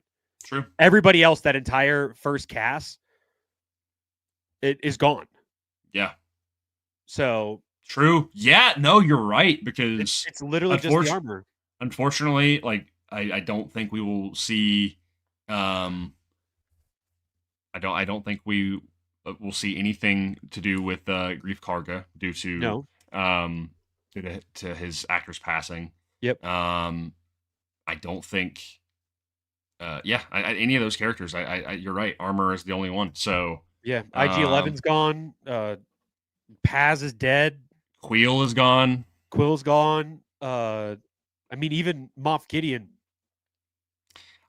I actually do not think Moff Gideon will show up in this movie. I don't think it'll happen. I think that that Star Destroyer has jumped to hyperspace. Cobb Vanth and of course Boba would be cool.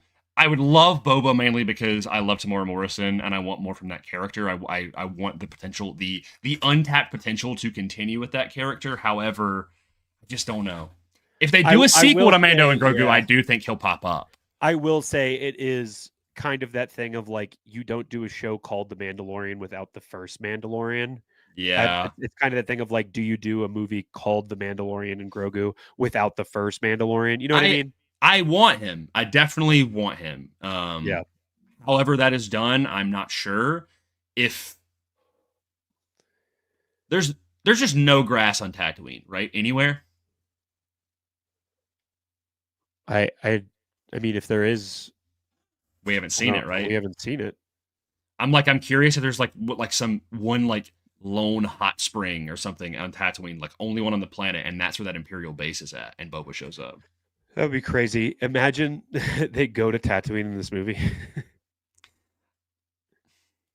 I don't think they're going to, but it's never say never, Yeah. It's not impossible. Tatooine is literally always on the table when it comes to Star Wars. And then Cobb Vanth is another one that I'm maybe a 6 or a 7 for me on a top 10 list. Yeah. But yeah, I think that's our 5. Yeah, I believe so. Stoked for this movie. This movie is, I was already excited for it, but now I'm even more so pumped that Star Wars is back in theaters and it looks really darn good. Yeah. So are we doing rank Ferric next, or are we talking about Lego next? I think we should talk about Lego next. Okay.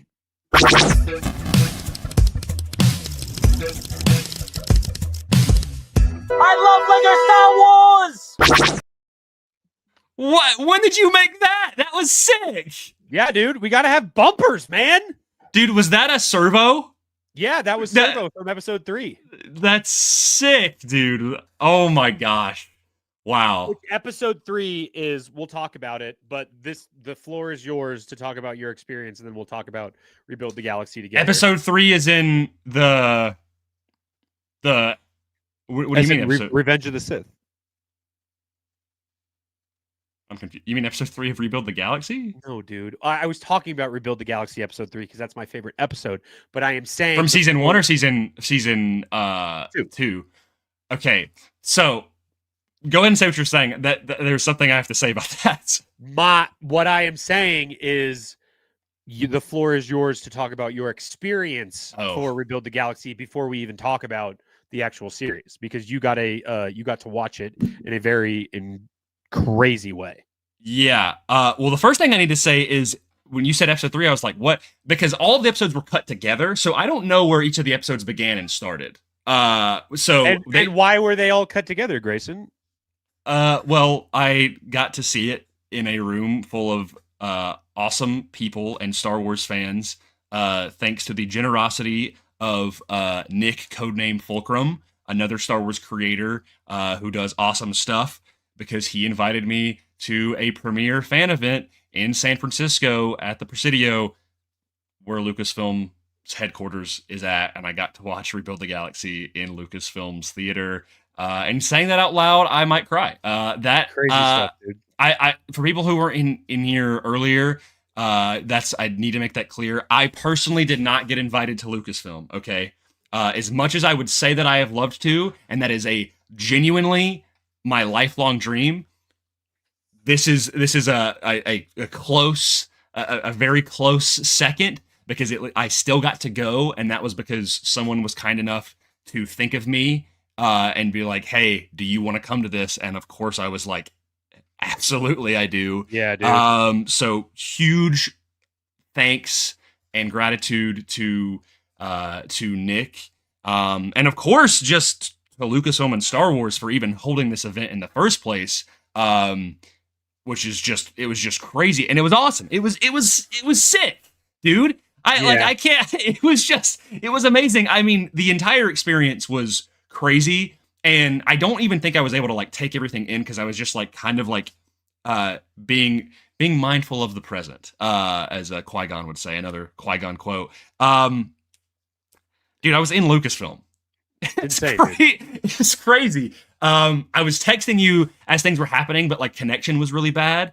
Where do I even start? What do you what do you want me to talk about first? Like before the showing happened, like the lead up to it, like I mean, the biggest thing that I think is the coolest thing that you got to do is see the Yoda fountain. The Yoda fountain, yeah.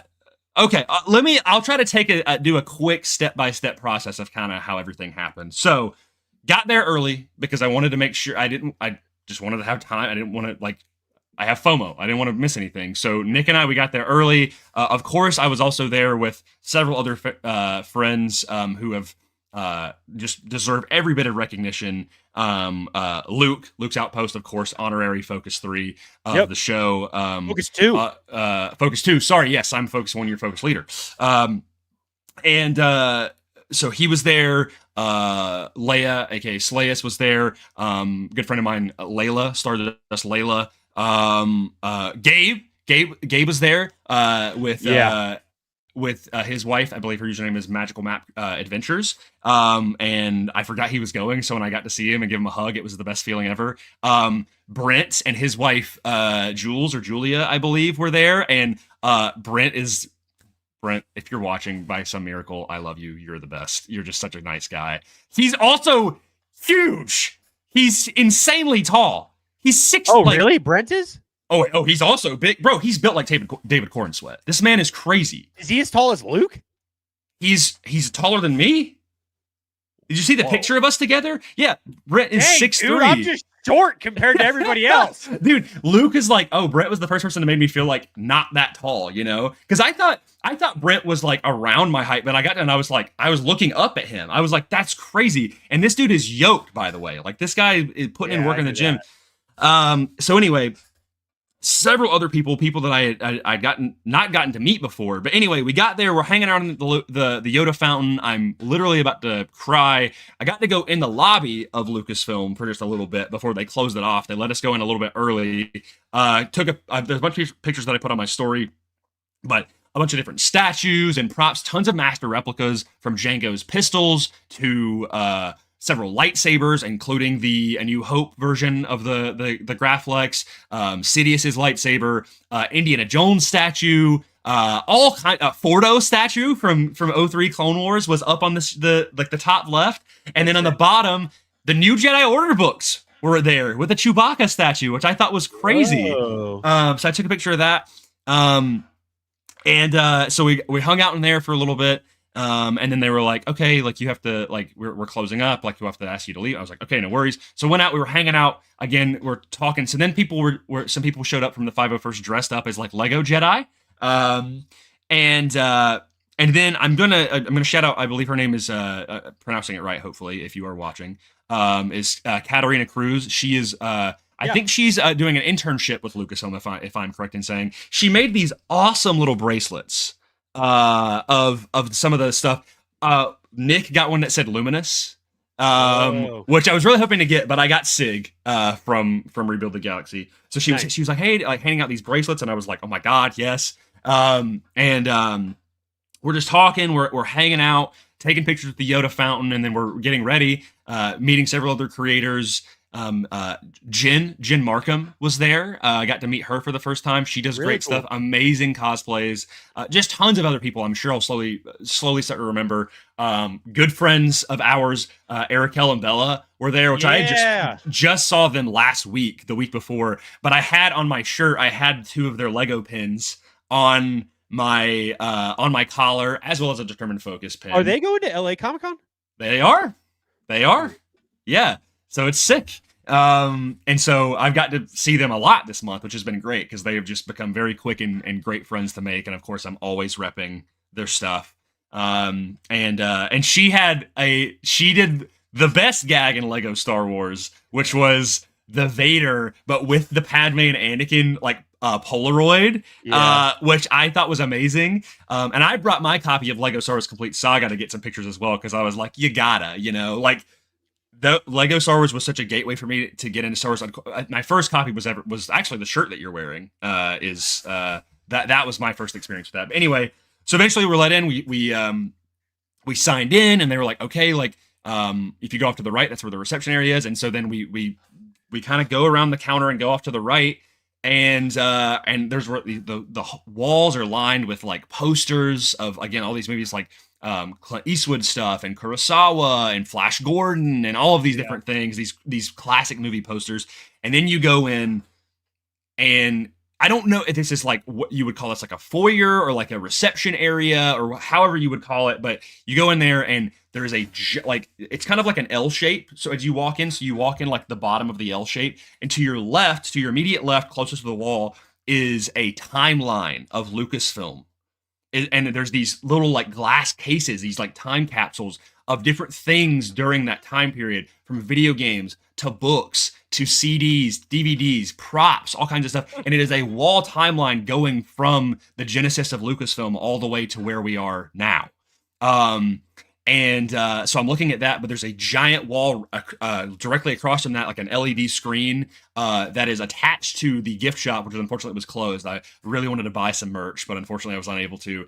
A giant LED screen of them just playing clips from Star Wars stuff. Cool. So Tales of the Underworld and Andor and the prequel, like all this stuff, and I'm just sitting there, I'm like, oh my gosh. And there's also like giant statues, like giant Boba Fett and all kinds of crazy stuff. And then it connects, and there's this, like, again, the reception area, there's these tables, and it's like the lunchroom, it's the break room, the cafe, and they had snacks and stuff for us. So they had that's where Jabba the Hutt is, right? Jabba the Hutt, yes. And immediately the first thing that I saw as I turned that way was I saw Leland Chi, and I was like, oh my God, Leland Shee is here. And I didn't think he was going to be there. If people don't know, Leland Shee is the keeper of the holocron for Lucasfilm. He is a lore advisor, and he's been there for decades. I think as early as like early 2000s when like New Jedi Order stuff was coming. And he has the craziest job in Star Wars because it's just like he keeps up with the data banks of like lore stuff, and it's awesome. And he was there with two other people, and I kind of walked up and I was like, "Hey, I'm so sorry to interrupt you," because they were kind of having like a mild conversation, and I was like, "I am such a big fan of you." Like, and we talked about his original character and his action figure. We talked a little bit about Timothy Zahn, and we always reference you talking about how a thing in Star Wars is something's favorite Star Wars, and he was like, "Man," he's like, "I really appreciate that," and it was just a really really cool conversation. And I shook my hand and I was like, "Well, I'm Grayson." I was like, "It's so nice to meet you." Like, I've been a fan of you since as long as I can remember. And then later on, I went back to him and I was like, "Hey, I'm so sorry," like, because he was in a conversation. I was like, "Can we get a picture?" And he was like, "Yes, of course." And so he was like, "Let's get it in front of the Jabba the Hutt." And I was like, "Awesome, let's get it in front of the Jabba the Hutt." But they had Jedi Bobcorn. They had donuts, different flavored donuts. So they had like a Sig, they had a Solitus, they had like a cookies and cream one that I think was like Servo, and they just had snacks and drinks and everything. And so we're all hanging out, having a good time. Had several people that were fans of you or friends with you. Brickmaster Harry. The goat, dude. Nicest guy in the world. He comes up to me and he points at me and he's like, I see you on Will's stuff all the time. I was like, yeah. Good. He really nice guy. He was very encouraging. Said some great stuff. And so we got a picture together. We got to chat, and then Chris Borix was in here earlier, but he came up and we talked about his hat, and we were talking about like the story behind that and everything. But then this is she's not a deep cut at all, but for me as someone she is such a great host and such a great presence in the Star Wars community. Before even everything started, Kristen Baver came out. And I was like, oh my gosh, Kristen Baver is here. People don't know. If you've seen any like celebration clips or anything, there is probably a 33% chance that she was hosting and moderating that. She does a ton of panels. She does a ton of interviews. She is so good at what she does. She's incredible. In fact, she's also written some Star Wars stuff. You have 100 Objects by her. That is one of my favorite Star Wars like informational books of all time. I go through it anytime I'm just sitting around. It is one book that I never have just on the shelf. It is one that I always have out. It's because it's just, you can flip to any page and it's just chock full of cool information and the behind the scenes and kind of stuff like that. She also did, it's right up there, Skywalker Family at War, which was the very first like historical in-universe text. Really cool stuff, and it later paved the way for Rise and Fall of the Galactic Empire by Chris Kimshaw. So anyway, she was there, and I was gonna go up to get a picture with her, but I was like, actually, I'm gonna wait because I overheard her. She's saying, she was like, I gotta get a snack, and I was like, I don't want to interrupt her from getting her food. So anyway, we were hanging out with Brent and Nick and just everybody. We're all just having a good time, and then of course we were like, okay, like we probably should go get our seat because we wanted to get good seats in the theater. So we go. I ate 2 donuts. We go into the theater and we're sitting there, we're waiting. And I mean, dude, this screen is like, it's just the coolest theater ever, you know, like the sound is just, it's so crisp and it's so nice. And we're in there and people are kind of filing in and I'm talking to people. And then eventually the director, I believe it is, his last name is Buckley. Let me pull up his name real quick because I do not want to forget. Hold on one second because I got to give him credit. Chris Buckley is his name. He is the director of Rebuild the Galaxy Pieces of the Past. He came up on stage. He chatted for a little bit, and he was just like, enjoy this screening. And so the lights went dark, and we got to watch it's basically like a movie. They spliced all the episodes together. So they did the Disney Plus like intro. And see, for me, that was when in the intro, Servo goes, it pulls up the Lego Star Wars and he goes, I love Lego Star Wars! Like, that's where it played that. And I was like, that's awesome. And yeah, we watched the whole thing. It was an incredible experience. Like, a lot of laughs. We were also, like, people were pointing out Easter eggs and stuff and clapping. I mean, it was a lot of fun because everybody was super passionate about it. And then, of course, after the screening ends, Kristen walked up on stage and was kind of talking a little bit, and we knew that Sig Griebling himself, Gaten Matarazzo, if you also might know him from Stranger Things, who plays Dustin, he was there, and they did a little talk with him, but there was 2 other chairs. And they didn't say who it was. Like, they didn't say who it was, but we knew some other people were coming out, and I was like, man, who could be coming out? And the top of my head, I was like, I had some ideas, but I was like, I don't want to get my hopes up or anything. And so Kristen, of course, was like, well, we have 2 other chairs here. You're probably wondering why we're filling it out. And it was funny. There was this continual gag about how Gaten wanted an orange lightsaber for Sig, and so they let him have the orange lightsaber. And he's like, I pulled a Sam Jackson. He was like, I just want an orange lightsaber, you know? And he was like, but also because he's like a creative builder. We've never really seen a whole lot of orange lightsabers technically, you know? He's like, we've seen them in like a couple different things, but not quite. So anyway, they were like, let's bring out the other people. And they were like, you know, they introduced Ashley Eckstein, and we turned around and she got up from her seat and she walked around and got up on stage, and she had her Brickheads Ahsoka with her. And they were chatting, and they were like, oh, and there's also one other person here. And Kristen was like, I don't think that we have enough. I think we just need one more redhead up on stage. And I was like, oh my God, it's Cameron Monaghan.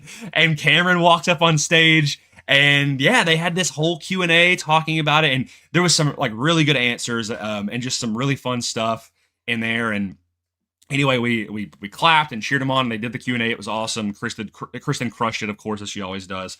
And then they were kind of closing it out, and they were like, oh, and I think Kristen didn't know that we didn't know this, but she was like, yeah, like you guys signed up for like a giveaway, as y'all know. And we were like, giveaway? And she was like, she's like, did we not know that? Like, oh, well, now you know, like, y'all, we're all signed up for a giveaway. We're putting up the winners on the screen. And I look, and my name was up on the screen. And among Luke was up there, Layla was up there, like Bella was up there, Gabe and his wife were up there, and we were like, oh my God, we won a Lego set. So I literally was going to go buy this Lego set. I won the newest Force Burner set, which really comes cool with Sig and Dev and Solitus. Gabe's wife won. She was one of the big winners. Her name was highlighted in gold. She won the Falcon, bro. She won. So cool. Crazy. And I was like, oh, she got it. And they were like, oh yeah, because she was right in front of me as we got the winner thing. And she was like, oh, here's yours. Pulls out this giant, and she's like, like, it was so funny. Anyway, we're hanging out on the outside right before, and we're all chatting, and we got a bunch of pictures in front of kind of the banner, but then Kristen was out there, and I was like, okay, I have to say hey to Kristen, because I'm such a big fan of hers. And so right. I walked up to her, and I was like, and it's just kind of the regurgitated memo that I kept saying. I was like, hi, you have no idea who I am. I was like, but I am such a big fan of you, you know, like, and I was like, we've actually interacted extremely sparsely on Instagram. And she was like, oh, really? She's like, well, what's your name? I was like, my name is Grayson. I was like, my username is Mortis FM, but like, we've actually talked a little bit in some comments about, of course, Family at War, but with Chris Kimshaw about Rise and Fall of Galactic Empire. And she was like, oh my gosh, I love Chris. And I was like, I know, he's such a nice guy. Like, all the interactions I've ever had with him were so pleasant. And we were chatting, and one thing that Gaten had said that's funny when you think about the Lego thing is he was saying in the Q&A that it's funny to think about Sig because has such like a vivid memory of like the events of Star Wars. Right. And so it's like he's a fan of Star Wars within Star Wars, but technically if you think about it, he's just a historian. He's just a history nerd. Like he just loves history because when he thinks it. Sure. So it makes him a history buff. And so Kristen was like, yeah, I thought it was funny because she was like, when Gaten said that, I made me think it because her character's name is Kitrin Braves, who is the in-universe author of Family at War. And I was like, oh yeah, I was like Kitrin and Beaumont, because Beaumont Ken is the character that writes Rise and Fall of Galactic Empire. I was like, yeah, Kitrin and Beaumont and Sig, the Star Wars historians. And we were chatting for a good bit. I mean, we were just chatting for a while, and I was like, well, I don't want to hold you up. And she was like, no, okay. I was like, well, let's get a picture at least. And she was like, of course. So we got a picture. And then, just kept chatting. I got my giveaway. Actually, I got you a poster, by the way. That's back there. They were giving out posters for the event. So they let us grab as many as they want. So I grabbed, it's kind of smush, but I got you one.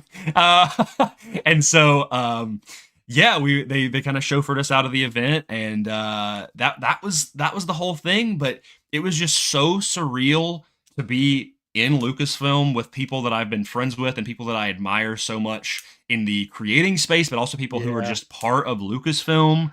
Got to meet some people in the animation department, some of the storyboard animators, just genuinely the nicest people. Yeah, dude, it just like it felt like being home, but there was also part of me that I was like, I shouldn't be here. I don't need to be here. Like, this is not where I need. I have not earned this at all, and truly, I have not earned it. Like, again, Nick is the guy who put the whole thing together for me, and again, I just have to thank him one last time.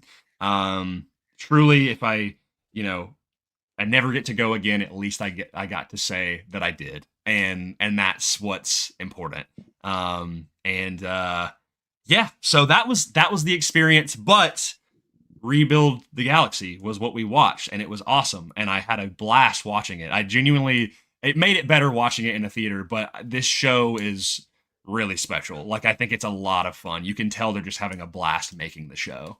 Yeah, it truly, like, also, you 100% deserve it because, and there's proof because everybody there knew who you were, so it makes sense to be like, not everybody. I mean, how many group photos were you in that like everybody are people that you are friends with? That's what I'm saying. Well, you're friends with them too, so okay, but like if there's anything of like all of those people knowing who you are, it would be different if you like that there you were just there and it was just like, oh, who's that? But also Focus 2's in the building. Hey, Luke, look at this. Hold on, Luke. I hope you didn't just comment and then go away. Look at this. Look whose name's on the board. It's Focus 2, baby. Look at that. That's pretty cool. There he is. We'll see you in, 2 days, dude? That's fun. Yeah, that's crazy. Hey, and look, another member of Focus Conference, Star Wars Insights here, dude. Shout out. That's Focus 7 right there. Heck yes. It's crazy we have 7 of us. That's insane. I know. But dude, I think truly my favorite part about Rebuild the Galaxy season 1 and hey, let's go. Season 1 and season 2, maybe more so season 2. I truly Lego Star Wars is so much of the reason why I have loved Star Wars for so long. They are intertwined. It is truly, if DNA looks like a double helix, one of those strands is everything else in Star Wars, and Lego Star Wars literally gets its own strand. I have Boba Fett tattooed on my leg. Lego Star Wars is so much of why I love Star Wars, and seeing Rebuild the Galaxy with all of the, I mean, dude, Jedi Bob's a character in it, obviously from the lore of Lego nerds, of like, this is just some unnamed guy who Lego nerds ended up calling Jedi Bob. But that his name is literally Master Afol as adult fan of Lego. So what is his first name? It's Bobanoid Afol or something like that. Or Baborian Afol. Oh, but yes, it's Barbarian Afol. I heard someone say, they were like, what does Afol stand for? And it's like, is it like a fan or adult fan of Lego? Adult fan of Lego, yeah. So it's like that in the Lego community. That's like, I mean, obviously everybody, if there's a Lego community poster, it's going to be #Afol in their comments. Yeah. But that's like, awesome.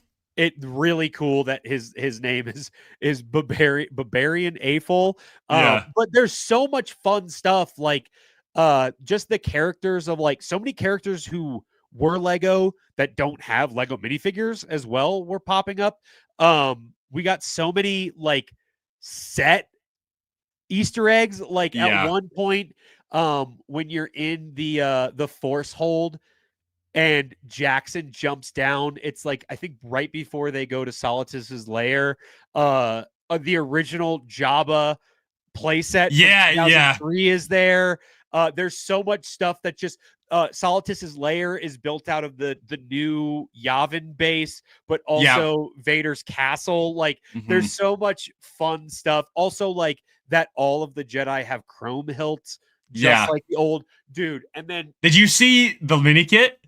Dude, so cool. Yeah. and then the beginning of the third episode, which was probably my favorite, like Easter egg, but not even really Easter egg.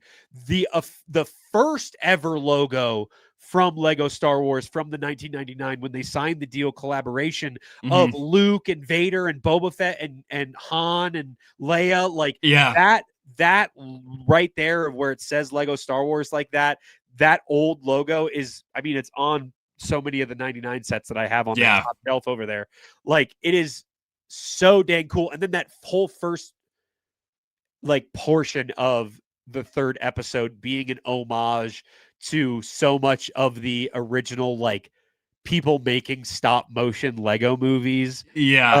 Like, which as a kid, me and my buddy Chase, who goes by Mythosaur Bricks online, who's a Lego creator, a Lego collector, we were making those as kids in our garage of like all of those stop motion movies, like just so dang cool. And like when Yoda goes through the force hold, it makes the Yoda screech from the death in Lego in Complete Saga. Like there were so many points in the show where I was like, oh my gosh, as like a Lego Star Wars fan.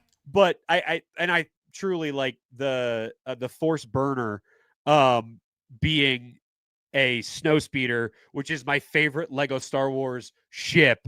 And that being the main thing that they build is like, dude, I love Rebuild the Galaxy. It was so much fun to watch. Dude, even the opening of being like the Day Sisters and stuff, like it's a beautiful blend of loving Star Wars, loving Lego Star Wars, and also just loving Star Wars parodies. It's like a triangle, you know, where it's like, because we talk about all the time how much Star Wars parodies are like part of such a big reason of why we love Star Wars. It's your Robot Chicken and your Family Guy, even Phineas and Ferb, like even the unreleased what is it parody that they were gonna do. It's on the animation poster. The Stormtroopers are. What was the one? You can watch it.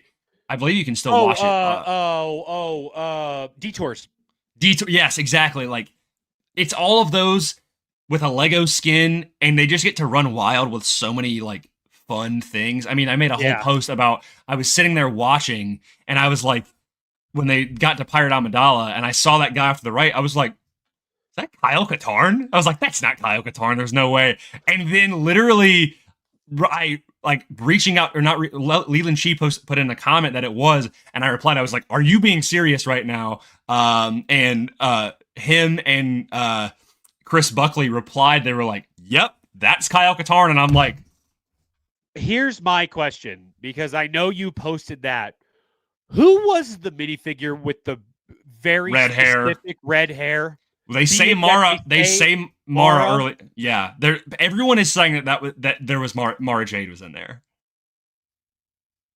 If Kyle is in there, Mara in my head, I'm like, that's Mara Jade, bro. That would be so crazy. I think literally like the only thing is, like, they made her in an all white as opposed to an all black outfit, because it's like, oh, it's an inverse, you know. So, isn't she hanging out with Neil? I'm pretty sure they like hug.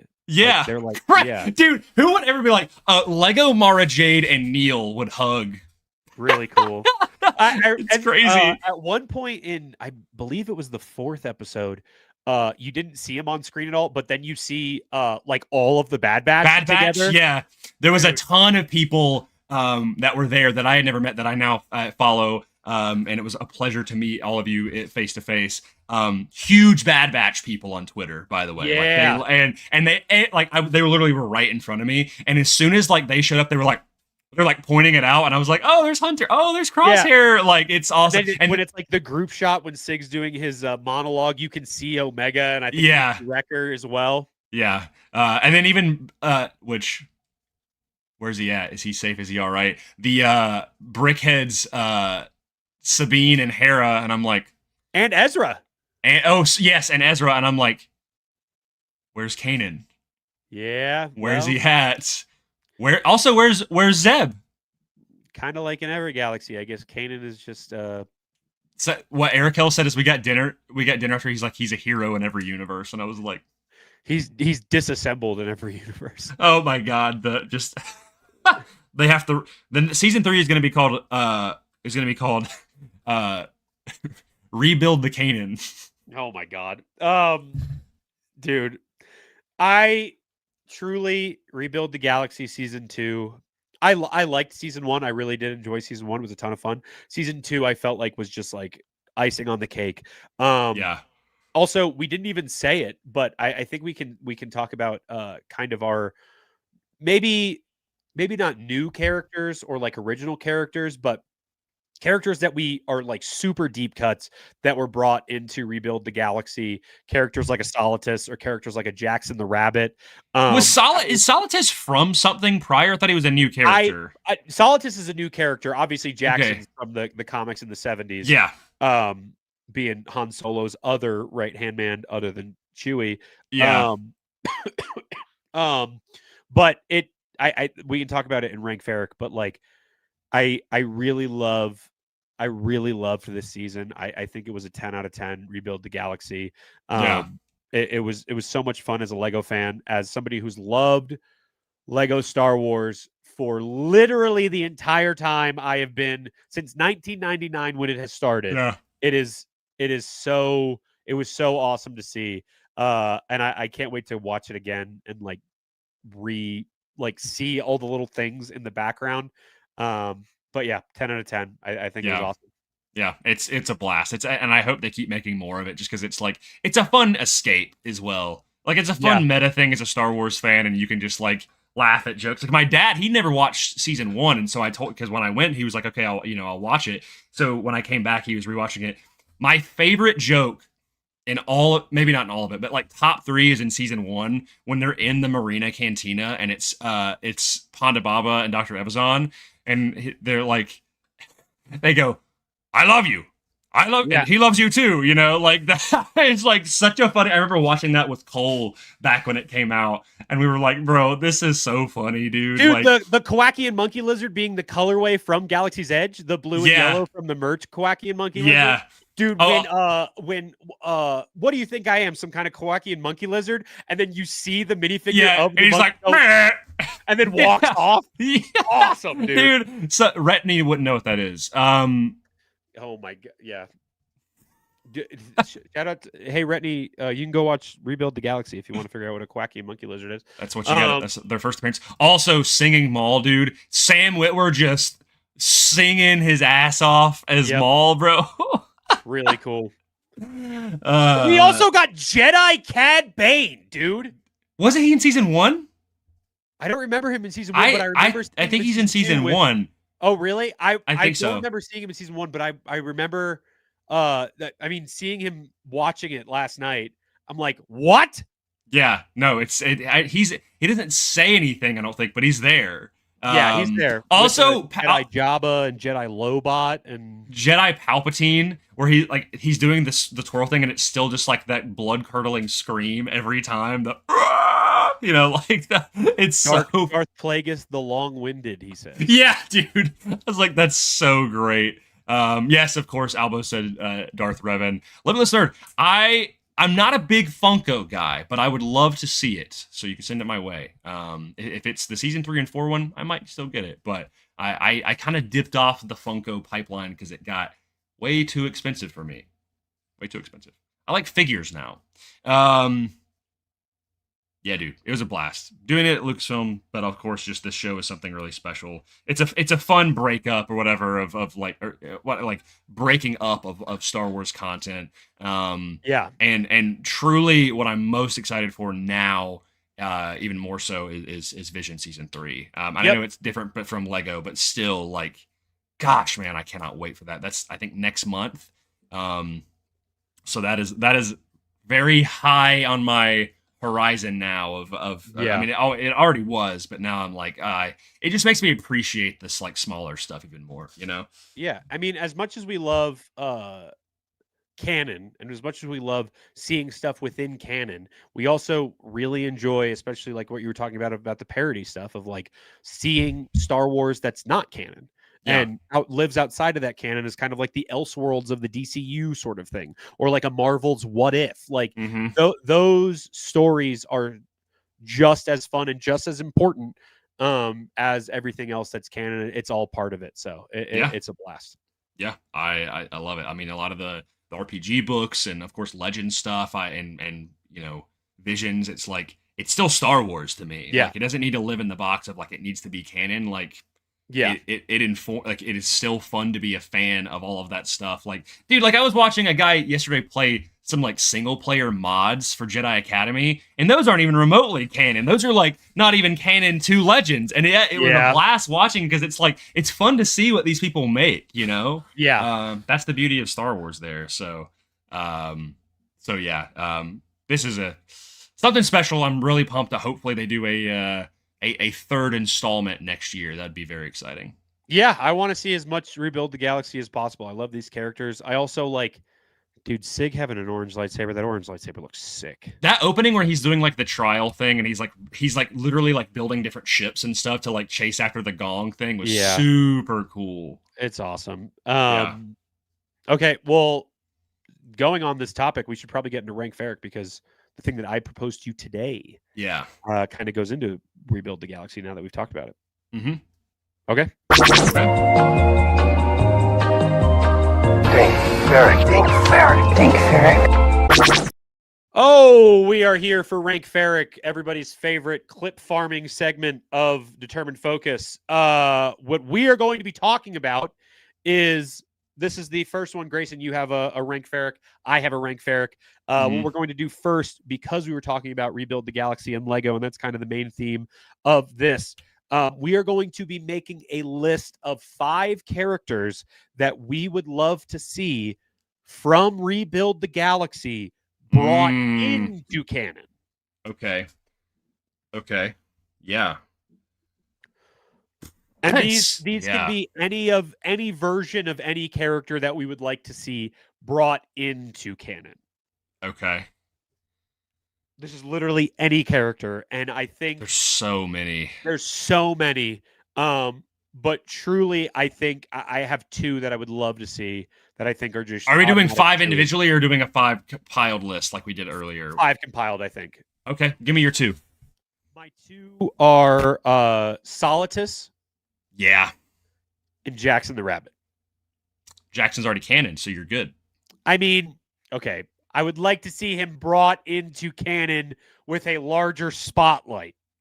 He has a full chapter in Empire Strikes Back from a certain point of view. Yeah, okay. I would like for everybody in the chat to sound off if they've read that book. Dude, I'm sure there's... Darth Revan is technically canon. Yeah, but like, okay, maybe I shouldn't say canon. Maybe I should say more prominent. Sure. Okay. Figures. Okay.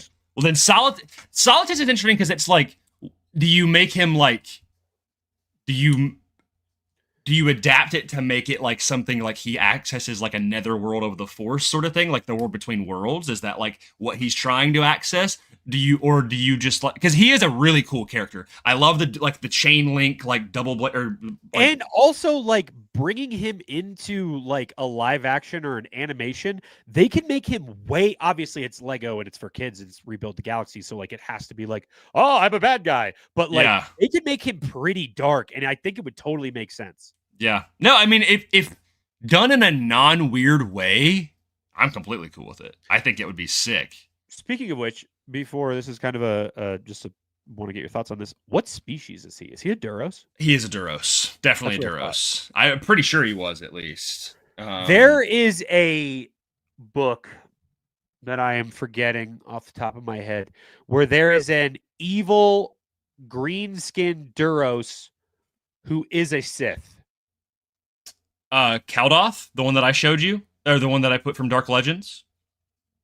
I mean, not Dark. Yeah, he is in Dark Legends. He's a Sith Lord. His name's Darth Kaldoth. Was that in your posts? Yep. So you want to see? You want to pull up the art of him? I can do it.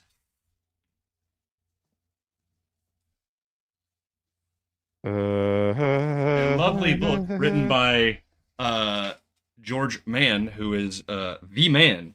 Let's see. Let's go find these chapters. I believe this one is Gaze of Stone. It's about his apprentice. Kaldoth. Yep. I've got the artwork right here. Yeah. That's right here. That's exactly what I was thinking of. Mm-hmm. Yeah, he's a really cool Sith Lord. He has a chapter in Dark Legends, because he's in this book, but he's also comes back in Dark Legends. Like a Night Sister has like a vendetta against him, and he fights like a Jedi. Like the Jedi try to like team up and fight him, and the way he takes out this one Jedi is sick. Like it's really cool. So I'm like a Duros Sith dude. Heck yeah. But no, obviously I love seeing Duros, dude. I really think they are such a fun Star Wars species. I mean, they're just like aliens, you know? Like but they're sick, especially after watching Tales of the Underworld with Duro as the planet, or is it Duro? Yes, if they made Solitus work where it's like obviously he's not using like Lego-isms in the canon stuff, but it's like he's trying to get access to the War Between Worlds, or he was banished to like some specific sect of it and like through some like nexus in the Force, right? And he comes back and he's trying to like undo something, which obviously is kind of like a Herculean impossible task, but he is like, if they adapted him in a really cool way, I would eat that up because he is sick. Like that was what I was most excited about this set. Is I was like, dude, they've got Solitus with the right there. I'm like, that's such a fun set, dude. Like, yeah, no, that set is. I mean, the Snowspeeder is the best Lego set of all time. The original Hoth Snowspeeder, even the second one that they did, where it's like Hoth base and you get the Snowspeeder with it, and it's got the two sliding doors. I forget what the set code is for that, but like anytime there's a Snowspeeder, dude, and now I'm getting off topic, but like seeing that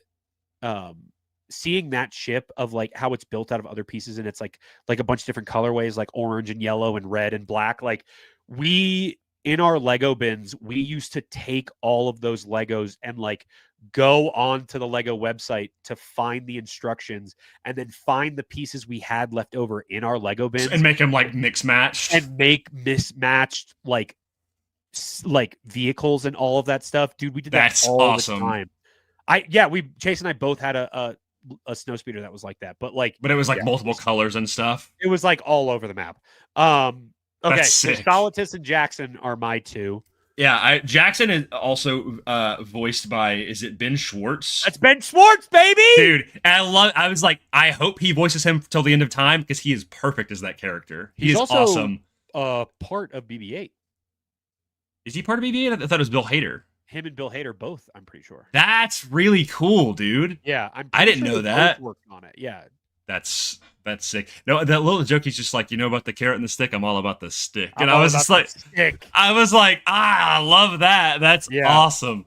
Okay, I am agreeing with Solitus and Jackson. Obviously, this is a gimme because he's in it, and I can't mention him. Kyle Katarn, dude. Like, come on. Yeah. Like, I know he's not like an original character, but I'm putting him in there. Gosh, dude. Who? Okay, one is not a character, but I'm sorry. Like it should be something. Am I allowed to cheat a little bit? Yeah. The Razor Crest N1 that Mandalorian has. Yeah, that would be sick. I truly, if like by the end of the Mando and Grogu movie, they like combine it into one ship to like make it where it's like this kind of like big cockpit and it go like it's a faster, like a Razor hybrid. Crest. Because I saw that and I legit tapped Nick and I was like, they should just do that. I was like, that's awesome, you know? Like, that's sick. Of course, the Mandalorian of him in and of himself is sick, although that sort of hybridization would not really work. Yeah, just wild. Yeah. So if I could say it as a character, I would say N1 Razor Crest. We'll call it the Razor 1. How about that? Yeah. And then there's a fifth slot. I think this is a gimme. So, look, I would love to see Sig and Dev as actual canon characters. I think Dev would be a sick canon character. However, I do think he does kind of play that Ben Solo role. So it would be kind of interesting to see him in canon in that way. However, my fifth spot is, and I feel like this is kind of just like obvious, Darth Jar Jar. How though? How? I just think it would make so much sense to see him as like after Order 66 just being like this evil, like living off world, like just like this evil hermit. He's like, yeah, I worked to bring Misa brought down the entire galaxy. Like that kind of like I just think it would be so much fun to see. It would be a lot of fun. And it also like I mean, people have kind of already made it where Darth Jar Jar could potentially fit in, maybe, if we needed to. It wouldn't be crazy. I think at this point we've seen so much of him between this and then Fortnite, and obviously everybody talking about him, that like I think. Oh yeah, he is in Fortnite. Oh my gosh, I think it would be like that thing of like maybe it is maybe it would make sense to have like a Darth Jar Jar, you know? Yeah. At the very least, like some dark side Gungan that's like a lot like Jar Jar, you know? Like even if they got Ahmed Best to play like a Gungan like Sith Lord or something, yeah, like I'd be okay with that. Yeah. Is there anybody in the? I feel like there was somebody in the cantina that I'm thinking of from season 1 that I really liked, but I'm blanking. Oh gosh. Can't think of off the top of my head. I also do love the Akbar troopers. I think I think that's a lot of fun. Also, I have to say a moment where literally me and only me freaked out because I'm a loser is when the Dark Troopers showed up. I was like, dude. They were like Dark Troopers. I was like, yes, Dark Troopers, and everyone was like, shut up, man. And I'm like, I'm sorry, guys. I just really like Dark Troopers. Okay, what can I say? Yeah. That was probably also a Chris Buckley decision because he knows Dark Forces ball. Tiara's here. Shout out to Tiara. Tiara, what character would you make canon? Jar Jar Spider Legs was not on my bingo list. I forgot that he like kind of like died ish or was defeated. So when he came, I was like, who is? And I was like, oh, of course. Yeah, and then he came back with the legs. That's very funny. My pitch, I think, is a little bit more realistic if they wanted to do like a Dark Empire thing of a Dark Side Rey. I would love to see Dark Side Rey. Yeah, even if it was like a more prominent like vision thing, like a whatever. Dude. That I think that would be, especially with our discussion about her lightsaber. Like, I think that would be really cool. Would love Dark Side Rey. Why don't we'll just smush Darkseid Rey and Jar Jar together? How about that? I'm fine with taking out Darth Jar Jar and putting in Darth Rey. Darth Rey? All right, I'm sick with that. Darkseid Rey. Yeah, well, I think she is in the show Darth Rey, so we'll call her that. But I don't need her to be a Sith, you know. Yeah. Yeah, I would love if they did like a Dark Empire, like she like falls to the dark side for a little bit sort of thing, or even if she kind of gets like brainwashed a little bit, like that would be a lot of fun in her movie. So I think we have our 5. We've got our 5. Our number 1 is Solitus. Yep. Our number 2 is Jackson. Yep. M. Tumparaki. That's his legal name, by the way. Here's a social security number. Number 3, Kyle Katarn. Yep. Number 4, while not a character, it is a character in and of itself, and that is the Razor One, as I'm calling it. Yep. And number 5, Darkseid / Darth Rey. Yep. I like that. That's a cool lineup right there. I like it. Some of the highlights. In honor, of course, of the Mando and Grogu trailer out today, I thought it would be interesting to do the Mount Rushmore of helmets in Star Wars, and I feel like I have it down to a 4. I think you're going to disagree with me on maybe one of them to put in another, but I do think these are the 4. Okay, what are the 4? Number 1, Darth Vader. Yep. Number 2, Boba Fett. Yep. Number 3, Stormtrooper. Okay. And number 4, Din Djarin. When it comes to most iconic, when you go up on the street of people. The only one that I could see possibly swapping out is for a clone trooper, but then it kind of gets weird. It's like, what kind of clone trooper? And that's why I just kind of say stormtrooper, because I think everybody knows what a stormtrooper is, like an imperial stormtrooper. It kind of is like the blend of just like all trooper helmets, you know, like that is the trooper helmet. And the reason I put Din in there is because he's kind of the face for just Mandalorian helmets now. Like, because he's kind of like a blank slate Mandalorian. Like, it's just one color. There's no antennas. It's got a very symmetrical style helmet. But, of course, you got to have Boba on there because, like, he was the first Mandalorian, you know? Vader, Boba are absolutely on there. Yeah. Stormtrooper, I agree with. But I'm also like, is there something else? I'm also like, an X-Wing pilot helmet? I was thinking more fully enclosed, but I guess you would count that, right? Yeah. I just don't know if like an X-wing pilot like is more iconic than like a stormtrooper. More recognizable. No, I would say like, a stormtrooper is definitely more recognizable. Like if you were doing strictly OT, I would take out Din and I'd put I'd put the Tantive 4 trooper helmets. Like I think those are almost like iconic for Rebels, but I don't know again if those beat out like any of the Mandalorian helmets. I also think like if you were to put a clone helmet on here, like you'd probably put Rex. Yeah, I'm like, is it Din or is it Rex, dude? I think I don't know. I just feel like because I definitely think it'll be Din after this movie. I was just about to say, I was like, he's literally getting his own movie. Yeah, like Rex is kind of the face of like the clones almost, but is there a helmet that we're not thinking of? I mean, there's a couple. Yeah, Albo just mentioned Kylo's helmet. I'm like, yeah, but also like so much like Kylo's helmet is pretty sick, but I just don't know. Kylo's helmet is big though. That's like, it is big. That's like almost like a 4B for me, where I'm like, I think like if he wore it all 3 movies, I would be inclined to say yes. But because the helmet almost goes through an arc in and of itself, I'm kind of like, I don't know.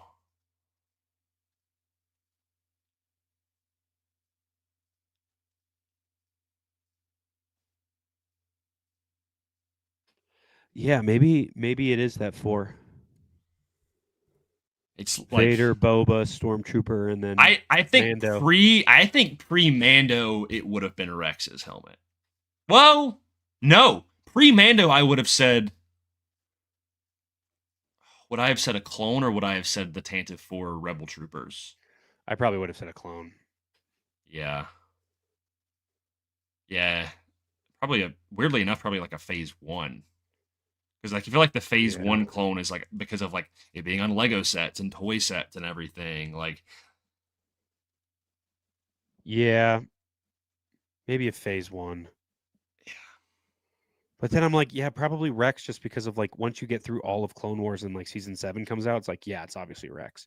But then I'm also like, after Revenge of the Sith, I'm like, maybe it is a phase 1 clone, but I'm also like, Cody is a big deal for like Cody, but I definitely think Rex is bigger than Cody at this point, you know. Absolutely now, yeah. But like also like Hunter's helmet is kind of like the face of the Bad Batch in a way, but I don't think it's in the top 4 at all. What? Okay, I'm just happy you finished that with it's not in the top 4 at all. Oh no, I'm just saying I'm like when it comes to like if we're talking about more modern recent helmets. See, I just when I think of like when people I don't weirdly enough like it is a helmet, but I almost view it more as like a visor, I guess. Like it's weird. I don't know how to describe it. Like I would put like a Scout Trooper helmet more over an X-Wing helmet if that makes sense. Scout Troopers are so gas. Yeah. No, I think it's at 4. I think it does make sense that it's at 4. So Vader, Boba, Stormtrooper, Din. Now here we come down to it though. Mm-hmm. Is Din more iconic of a helmet than Jango Fett's?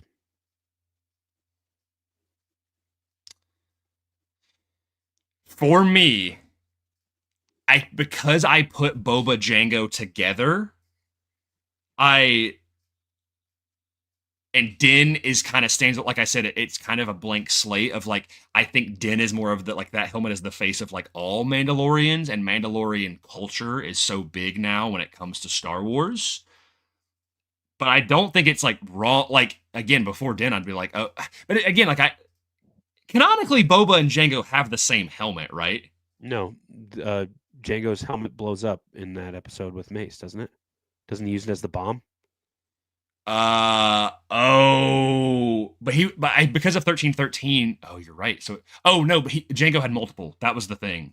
Oh, I remember Jango helmet. I watched the video Star Wars Explained talking about it that like Boba like Jango had multiple helmets, which is kind of weird, but also seems on character for Jango. Man, I apologize, but Boba Fett is absolutely on there.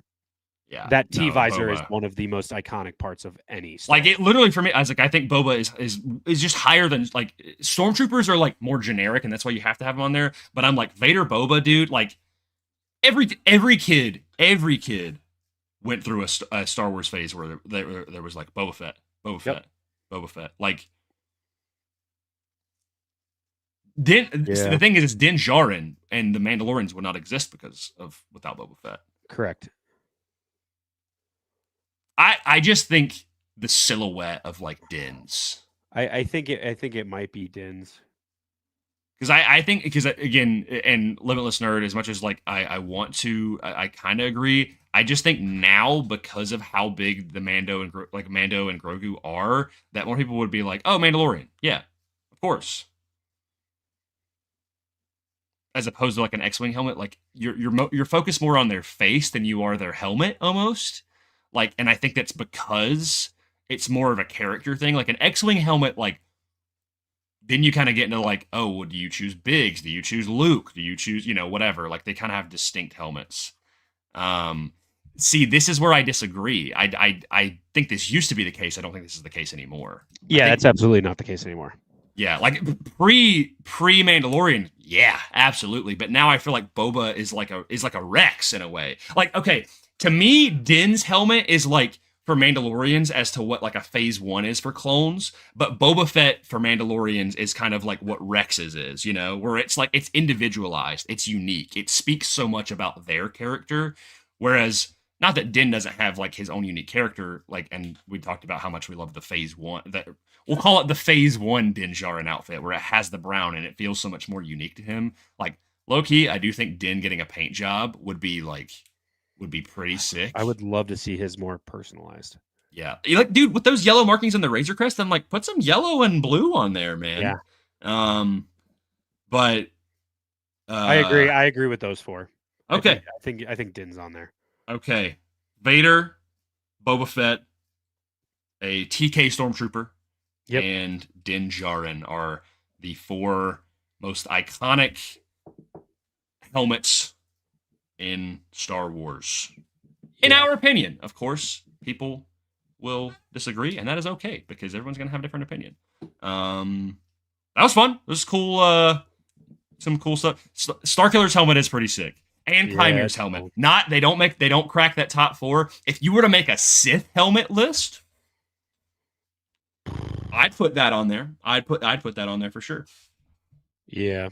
That's all. I'm gonna table that, but maybe we'll come back for a top 4 most iconic Sith masks. I mean, you have all 3. You have 3, but I just don't know what that 4th spot would be. Revan? Revan, probably. Yeah. So Vader, Revan, Chimere, and then Starkiller. Enoch is great, but he's not a Sith. Yeah. Enoch might go. I think then, because you've also got like, because then you could do top 4 clone helmets. I was also going to say, if we're talking specifically Ahsoka, Sabine clears. Yeah, I mean, Sabine clears Enoch for just Ahsoka helmets. Well, but I think he's talking about like top 4 for Ahsoka. Oh, I thought you meant, because he said Enoch for the Ahsoka love, and I was like, Sabine's the. Oh yeah, I mean Enoch has a great helmet. Don't get me wrong, but no. Okay, just for the fun of it, I know we're going long, but what are the top 4 most iconic clone helmets then? Rex, Cody. Do you go a generic phase 1? Maybe a generic phase 1, and then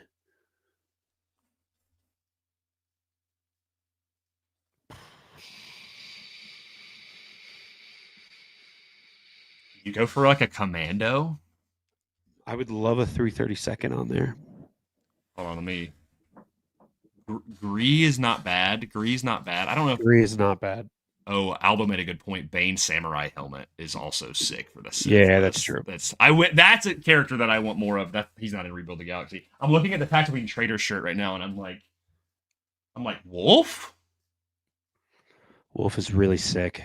Like, because you almost like think of the clones like the big 3, because also of Rebels is Cody, Rex, and Wolf. Cody, okay, obviously, and I would say phase 3 for both Rex and Cody.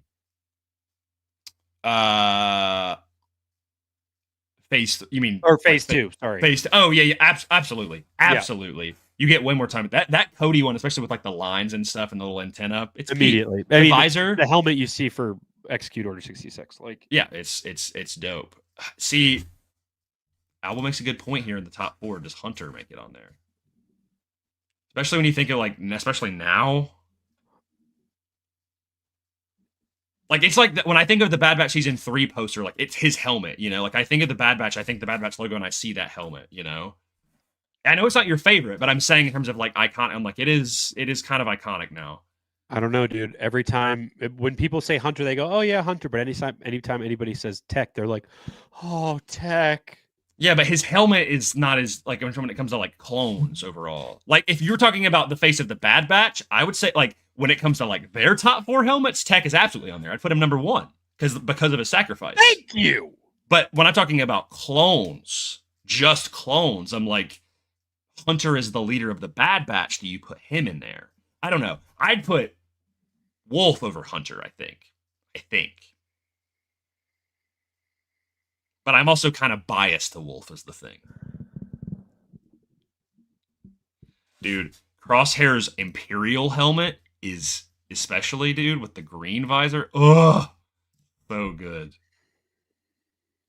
Gregor is also sick. I also like Scorch, but I don't know if they make it on there. Yeah. It's turned into like 7 different rank Ferrix. I'm so sorry. Okay. Rex, Phase 2. Cody, Phase 2. Clone, generic Phase 1. Yep. Even though I like the Phase 2 better, I think the Phase 1 clone is more iconic somehow. Considering it was like kind of the face of the Clone Wars for so long. Okay. It might be a little close to Rex, but a 501st Phase 2. Oh, yeah. I would say that, yeah. Especially because of Order 66. It's like that's like the face of Order 66 right there. Yeah.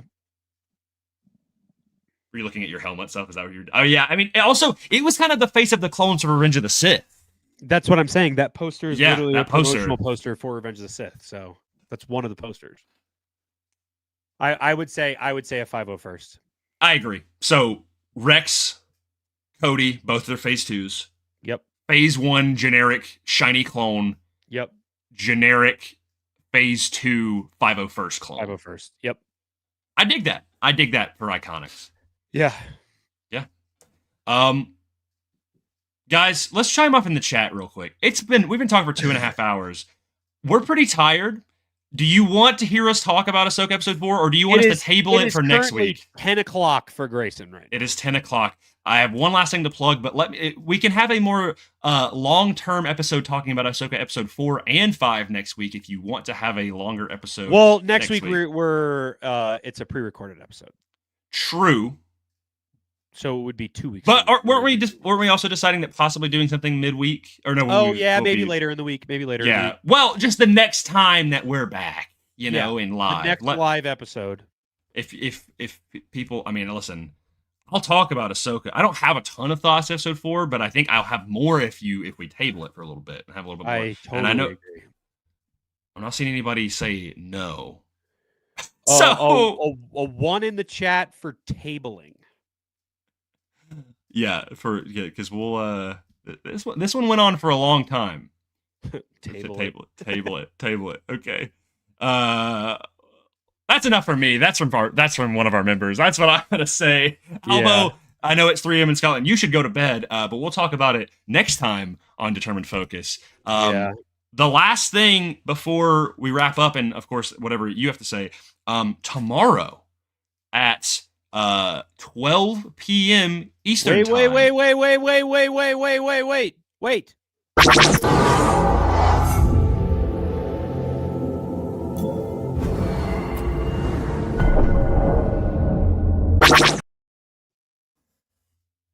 Hold on. Oh, we're meditating. Okay, my bad. This is our meditation. We're meditating. Everybody needs to meditate and watch this tomorrow. It's true. That I could use some meditation, you know. Share Mortis FM. It's me, all caps. There it is. I got to interview James Lucino, who, he wrote Darth Plagueis, Labyrinth of Evil, Rise of the Dark Lord, several other Star Wars books. I got to interview him at Legacy Expo 2025, which was a Legends-oriented convention. James was an absolute pleasure to speak with. It was a really great conversation. We talked a little bit about the book. We talked a little bit about his endeavors and how he got into it. So if you're a fan of him and his writing, and specifically Darth Plagueis, go check that out tomorrow. That'll be dropping midday. There'll be a post about it to remind you. But yeah, there's the first of 2 interviews dropping. The second one will come out probably next week. So yeah. And thank you, Will, for making that awesome thumbnail, because I definitely didn't do that. That was Will. Also, I don't know why it says 1 view as of 4 days ago, but this is currently up for a premiere for tomorrow. So yes, I think that's just because of the way I'm looking at it. But yeah, I have. I mean, what happens if you click on it? It says premieres in 13 hours. So it definitely was probably just me or something. I don't know. So yeah, got that coming tomorrow, and of course, LA Comic-Con will be. Oh yeah, we should probably say that too. Hold on. Let's say, guys, there's too much to pull up. We got a lot going on. Here it is. LA Comic-Con. We'll see you there this weekend. This week, actually. Like 2 days, like 2 or 3 days. We'll be there. We'll be there with the Saber Company. Luke will obviously be there. Luke's Outpost. Slayas will be there. Stardust Layla will be there. Balance of the Forces will be there. There's a bunch of people going. Yeah, we're going to be there. Selling some lightsabers. So if you're going to be there, come say, at the very least, come say hey. It is free to do that. And you can get a sticker like this, or with my water bottle open, not the Retney's Holocron one. We will not be handing those out, even though they are really cool. Or the YFDYR right there, baby. I'm putting that one on my suitcase. I'm putting some stickers on my suitcase, and I need a in-universe Orabesh slap. Yeah, dude. So, yeah, is that everything? Is that all? Oh, and of course, one last reminder: Tatooine Traders pre-order is live now. Yes. And for members, if you are here, there's a discount code. So go grab you one, because it was a lot of fun to design. Before we get off of here, can I open 2 packages? 2 packages? Yeah. So the first one is not from you. The second one is from you. Oh, okay. Okay, yeah, of course. I got a package from, oh my gosh, let me pull up his username because I want to make sure I get it right so I can plug him. A while back, I got a DM from Andy McKillop, who is a really cool artist. And he asked if he could paint me something. And I kind of forgot that I was getting this package. And then I have not seen this yet. I know what it is, but I have not seen it in person yet. Whoa, dude. Okay. Oh my God. Oh yeah, dude. I saw you post this. Dude, the Qui-Gon Hill on top of the Focus Squadron logo. The details on this thing are great. This is hand painted. Oh my gosh. Like, insane work on this, and that's all from the kindness of his heart. He sent me this. That's insane. So, like, really cool. This will be going up somewhere over there to have over there. I don't know where I'm going to put it just yet, but it will 100% be over there. And shout out to Focus Squadron with the Focus Squadron shield in the back. But Grayson sent me something, and I want to open it. I don't know what this is. Well, I picked it up right before we got on this call. Heck yeah! And I was like, hopefully nothing is damaged in there, because I feel like I should have packed it more low key. But well, one of it said this side up, so I was like, okay, let's. Because there was like an orientation, because if you open it from the other side, it would just like all plop out, and I was like, all right, let's just not do that. Unboxing time. And I'm gonna do this as quickly as possible because it's almost bedtime. It is. I gotta go eat. Yeah, I'm freaking Oh, I just broke this pen. Shit. Damn. Children, it's okay to use a knife to open packages. That'll work. Oh, an actual letter opener. How about that? Wow. All right. Could have started with that. Probably should have started with that. Okay. I'm like a parent. That's crazy, dude. Because it was like it kept like coming open, so I taped it multiple times. I'm secure in my packages. Yeah, look at this. Look at this Will of the Force strength right here. There is some small stuff in there as well, so hopefully it didn't get like jumbled around. Will of the Force, what? They said this Will of the Force strength.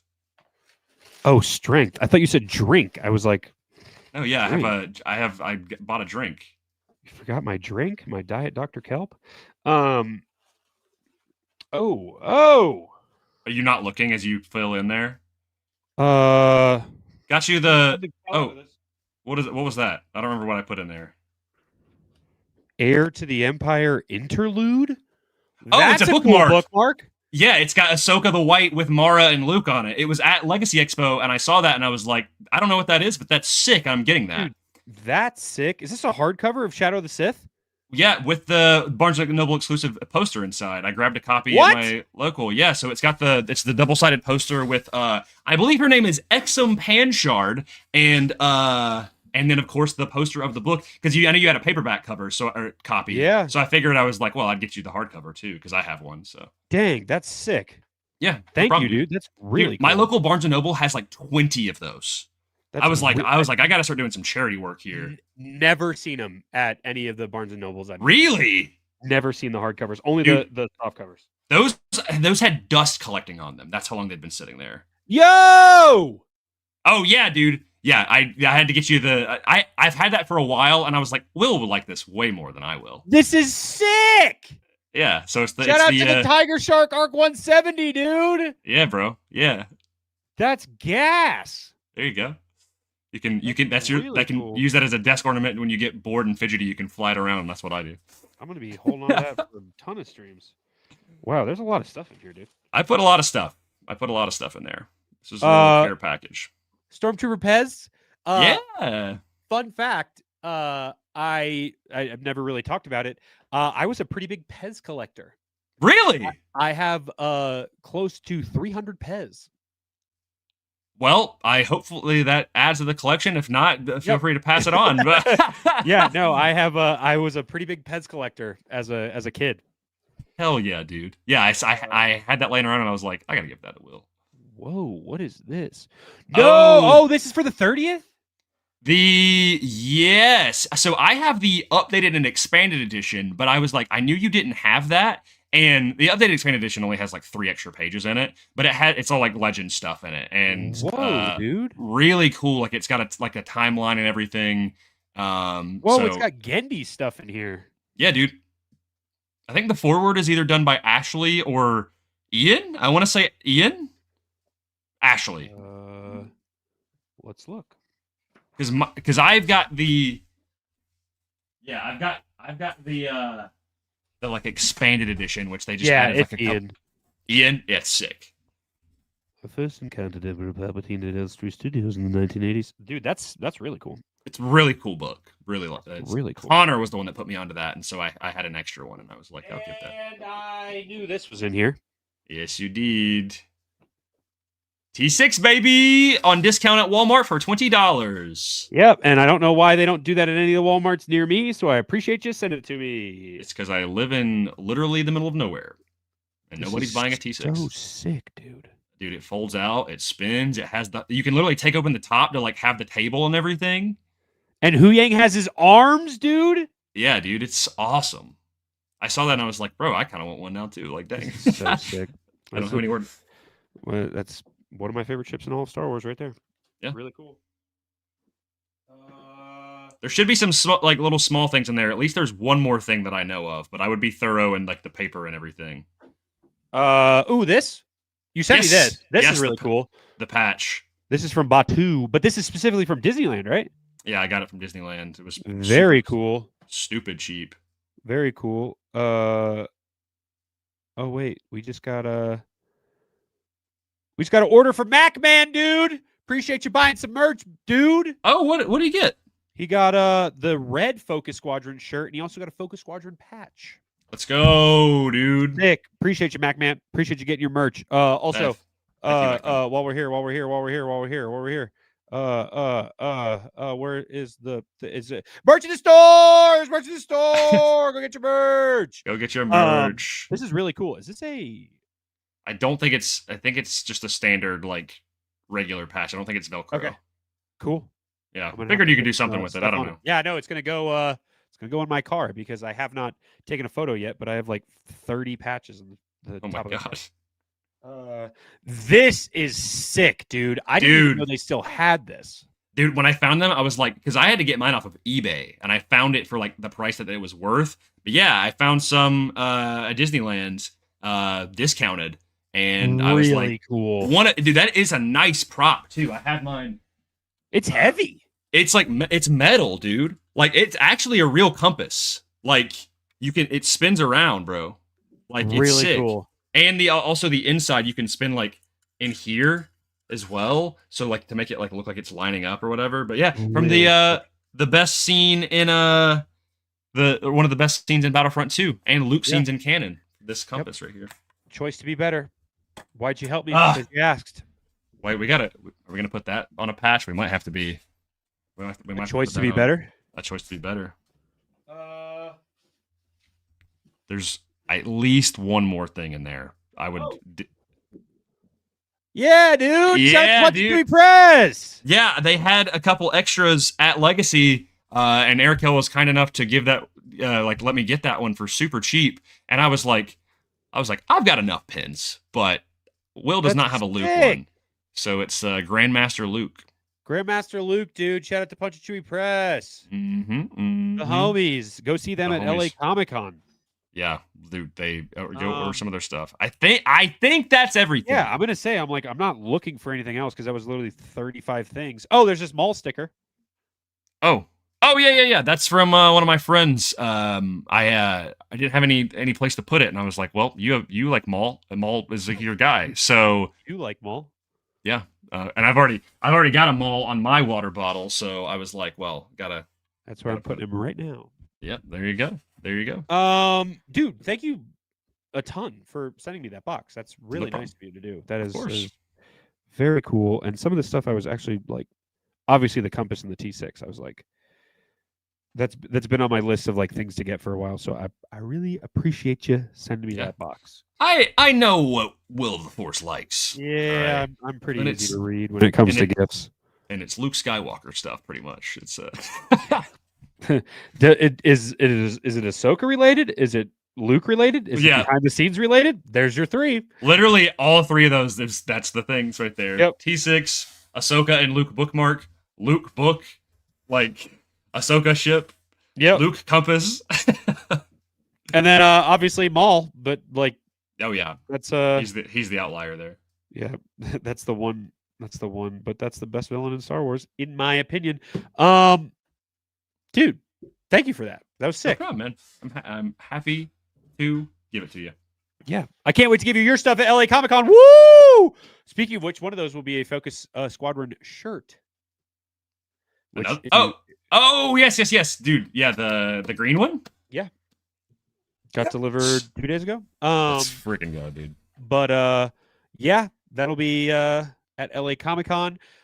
Which, if you would like a Focus Squadron shirt, you can get one now at the link in the description or in any of our bios at the Determined Focus merch store. Which, before you get any Determined Focus merch, please go support Tatooine Traders and go get our new Luke shirt that I put into the chat. I put that link in there for anybody who's just joining us. I'll show it one more time. Why not? For anybody who's just joining us, there's a new drop with Tatooine Traders. Insanely cool that he allowed us to work with him on this.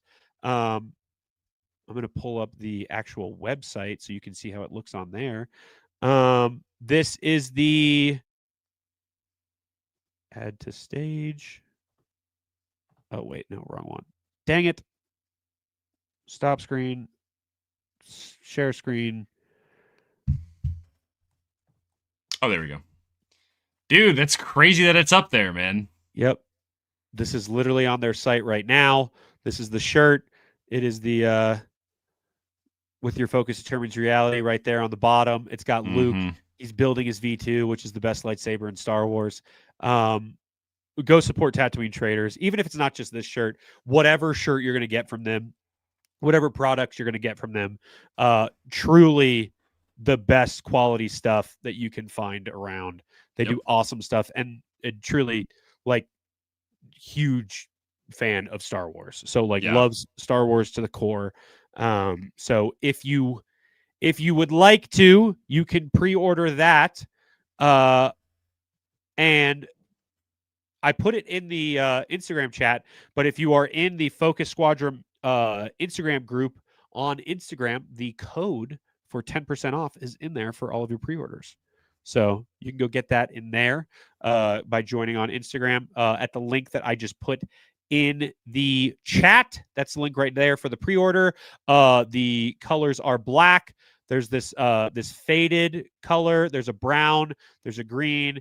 And then there's the one that I will be repping, this beige, which I cannot, which is oat, I guess, is what the actual. I'll be getting the mocha. And then there's moss, and then there's black, and then there's faded. I can't wait, like my father before me.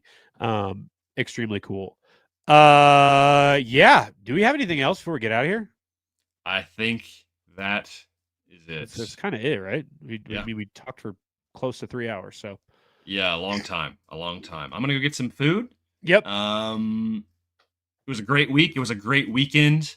Thank you one last time to Nick, codename Fulcrum, for inviting me. Yeah. And thank you to Lucasfilm and Star Wars for just letting this silly guy even be there. Obviously, I was a +1, but it was a great event. Rebuild the Galaxy was awesome. I'm pumped for Mando and Grogu. I love Star Wars.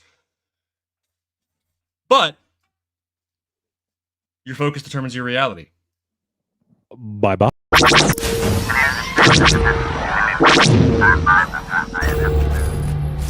Always remember.